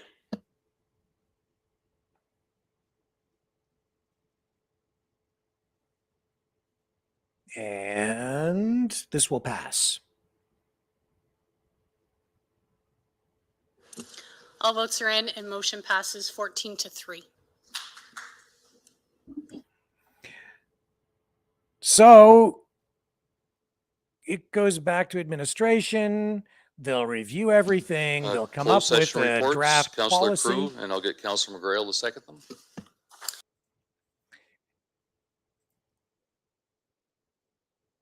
And hang on a second here.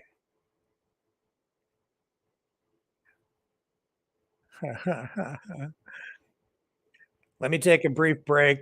I'll come back and we'll just comment on this. Don't go away.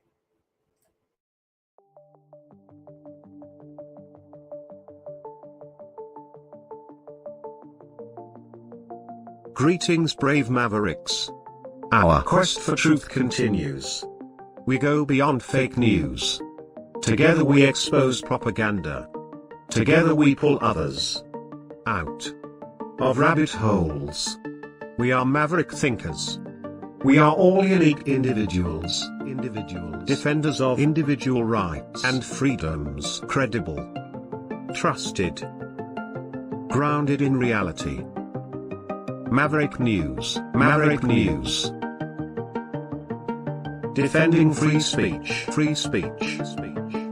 Donate at freedomreporters.com. Do it now. Tomorrow may be too late. Maverick News. The world is watching.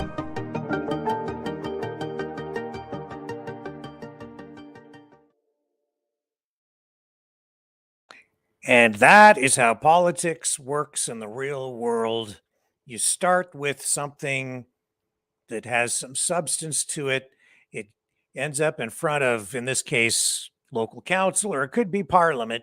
It's discussed, it's amended, it's watered down, it's shifted, it's molded, remolded, rejigged, transformed, and then rejected in favor of something else where it goes back to administration. And what's going to happen here? The motion that passed basically kicks it back to the administration, which is the bureaucrats who work at City Hall, who really run things over there, even more so than the councilors do.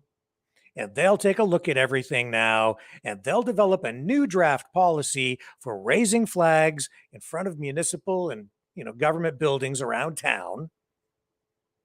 And then they'll bring it back to council in September, and then they'll re-examine it again, and they'll have this whole discussion one more time, and they may amend it again. They may approve it. If they reject it, it might be re-amended. It might go back to administration. We don't know what will happen in September, and it keeps going around and around in a circle. And it's a very, very difficult thing, because what we were trying to do here today really was take the politics out of politics. I understand, and I supported Rhonda's motion. I think it was a justified thing to suggest that we stop raising flags like this in front of government buildings.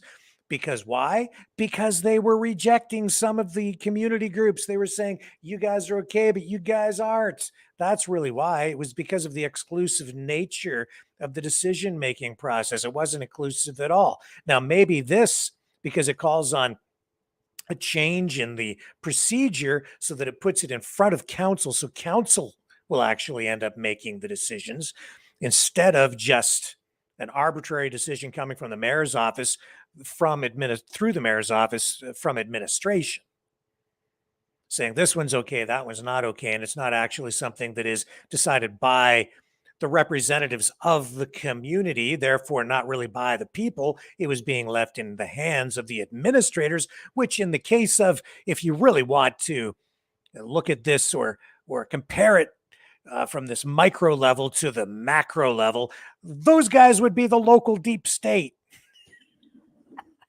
The administrators, right? So you're leaving it in the hands of the local deep state to make the decision on who gets to fly their flag. And because it's a conspiracy, it's because the deep staters are saying yes to these guys and no to those guys. And it absolutely is political. Of course it's political. It's government. Everything about government is political. But how do you take the politics out of politics? You can't. And then Rhonda, in her submissions, was actually even sitting there saying, well, instead of having these flags flying in front of municipal or government buildings, why don't we should have like just a separate flagpole someplace, maybe in a park, a community flagpole, and they could fly them over there. But it's the same thing in the end, because now what's really been going on in this conversation is everybody is trying to make everybody happy. You're starting from a place of like, let's just stop doing this altogether because nobody's happy, or at least half the people are happy and half the people are unhappy. So let's make a new thing over here. But that would just have ended up being the same problem. It's still like, who gets to fly it over in the park? Who makes that decision? Well, you either have to have that come back to council or the administration, or you need to set up some sort of a community committee that would make these decisions. And as those decisions are being made, you're still going to snub somebody, because at some point somebody's going to get a no. And as soon as you get a no, you're going to get people unhappy, and then you might get protesters out there. And this whole thing keeps going around and around in circles. And I don't know what the answer is other than tolerance. Tolerance. People have to start tolerate each other. Just accept that some people are different than you are. Some people are different than I am. I just have to accept that.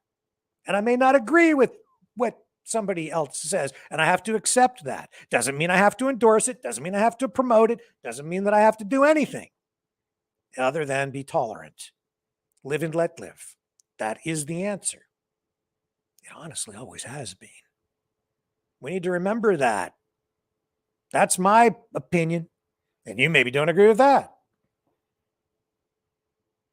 See, and I think it was Councillor McGregor, his name is, here, the local councillor. He's saying, we have to have inclusivity, but that doesn't mean that we accept people who are misogynistic or any of these other things. Well, how do you define misogyny? How do you define hate? How do you define some of these things? That is also part of where the problem is, because that is the intolerance of intolerance is intolerance. Because if you're talking about religion, there are certain rules that Christians follow. There are certain rules that Muslims follow. There are certain rules with every religion that people of that faith have to follow in order to adhere to their belief system, to their religion. Because some things are viewed as an absolute sin.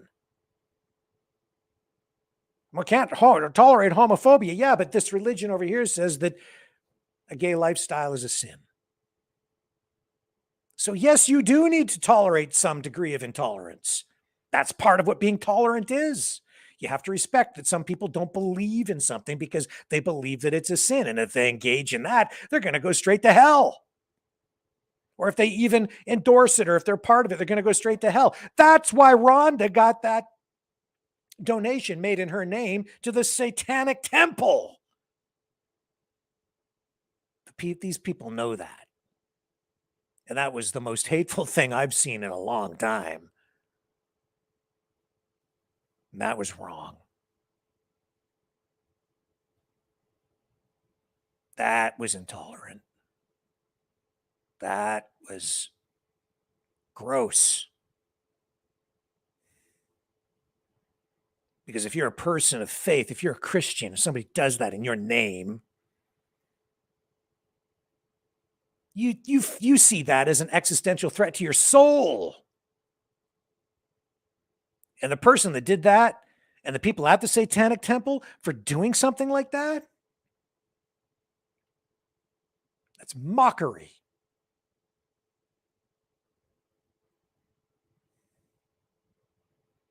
And it's disgusting. And that's what we witnessed here tonight. And look at Rhonda. Does she seem like a hateful person to you? No. Not at all.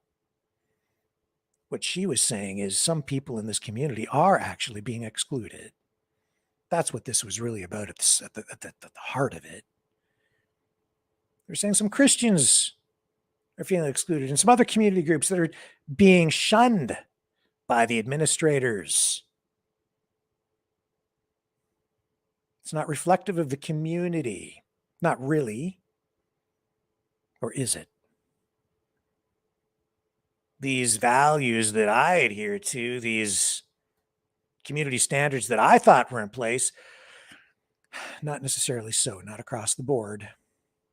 That to me is disturbing. The intolerance that is out there today is honestly off the charts when you get outside of the center, because everything is polarized. Not just politically, but morally.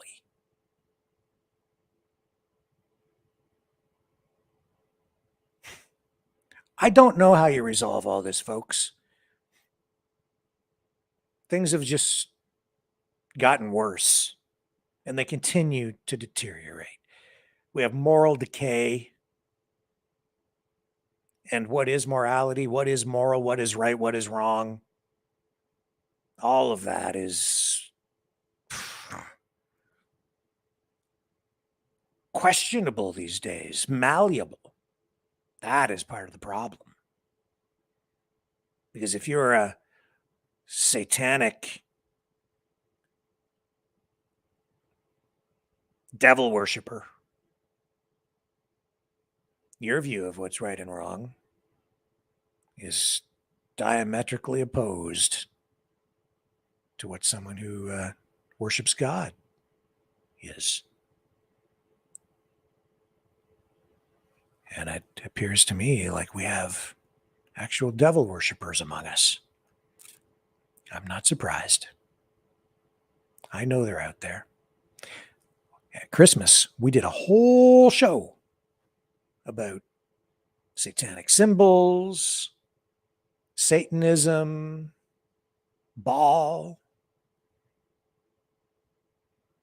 Satanism in the way that it's being used in advertising, in our culture, in our movies, in our television shows, in our music, and the way it was used today to literally strike fear into the heart of a member of municipal council in my community.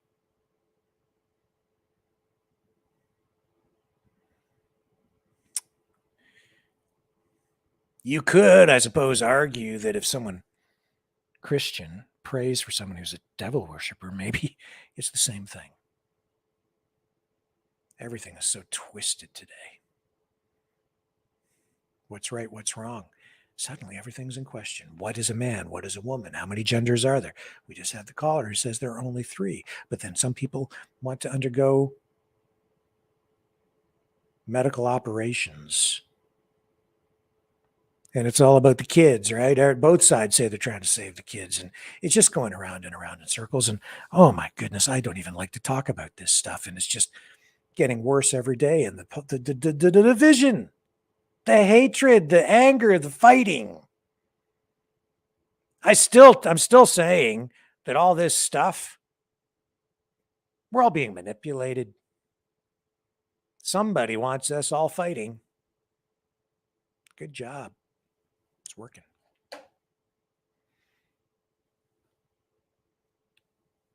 And after all of this, no solution. And I think maybe that's the message that is going out across the land today, tonight, across Canada, across the US, maybe even around the world, from my little town, Chatham-Kent, Ontario, Canada.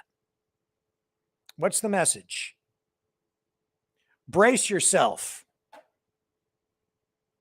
There's more chaos coming. And I think for the powers that be, that's just the way they want it. Folks, it is 9:40 p.m. on this 24th day of April 2023. I appreciate everybody spending your time here tonight. We're going to wrap things up. Don't forget that you can donate to support this channel at freedomreporters.com. Please, if you haven't, like on YouTube, we're trying to salvage the channel, rejuvenate it. Please subscribe. If you haven't, please hit the notification bell if you do subscribe on YouTube. And please consider subscribing over on Rumble. We continue to grow over there. We're going to be doing more exclusive content over there. And I am developing strategies to combat the demonetization that we've just gone through here with YouTube and the suppression that we continue to experience. And in spite of it all, we continue to grow across other platforms. And we still have a strong community here, even on YouTube. And that's because of you guys. Like I said before, this show isn't about me, it's about us. And we do have an actual family here, a real community here on the Maverick News Channel. You guys are all Mavericks. Just by watching, by calling in, by participating, you are helping to preserve and promote free media, freedom of speech. I'll be back tomorrow night, 6 p.m. Eastern Standard Time, on the flip side. Thank you.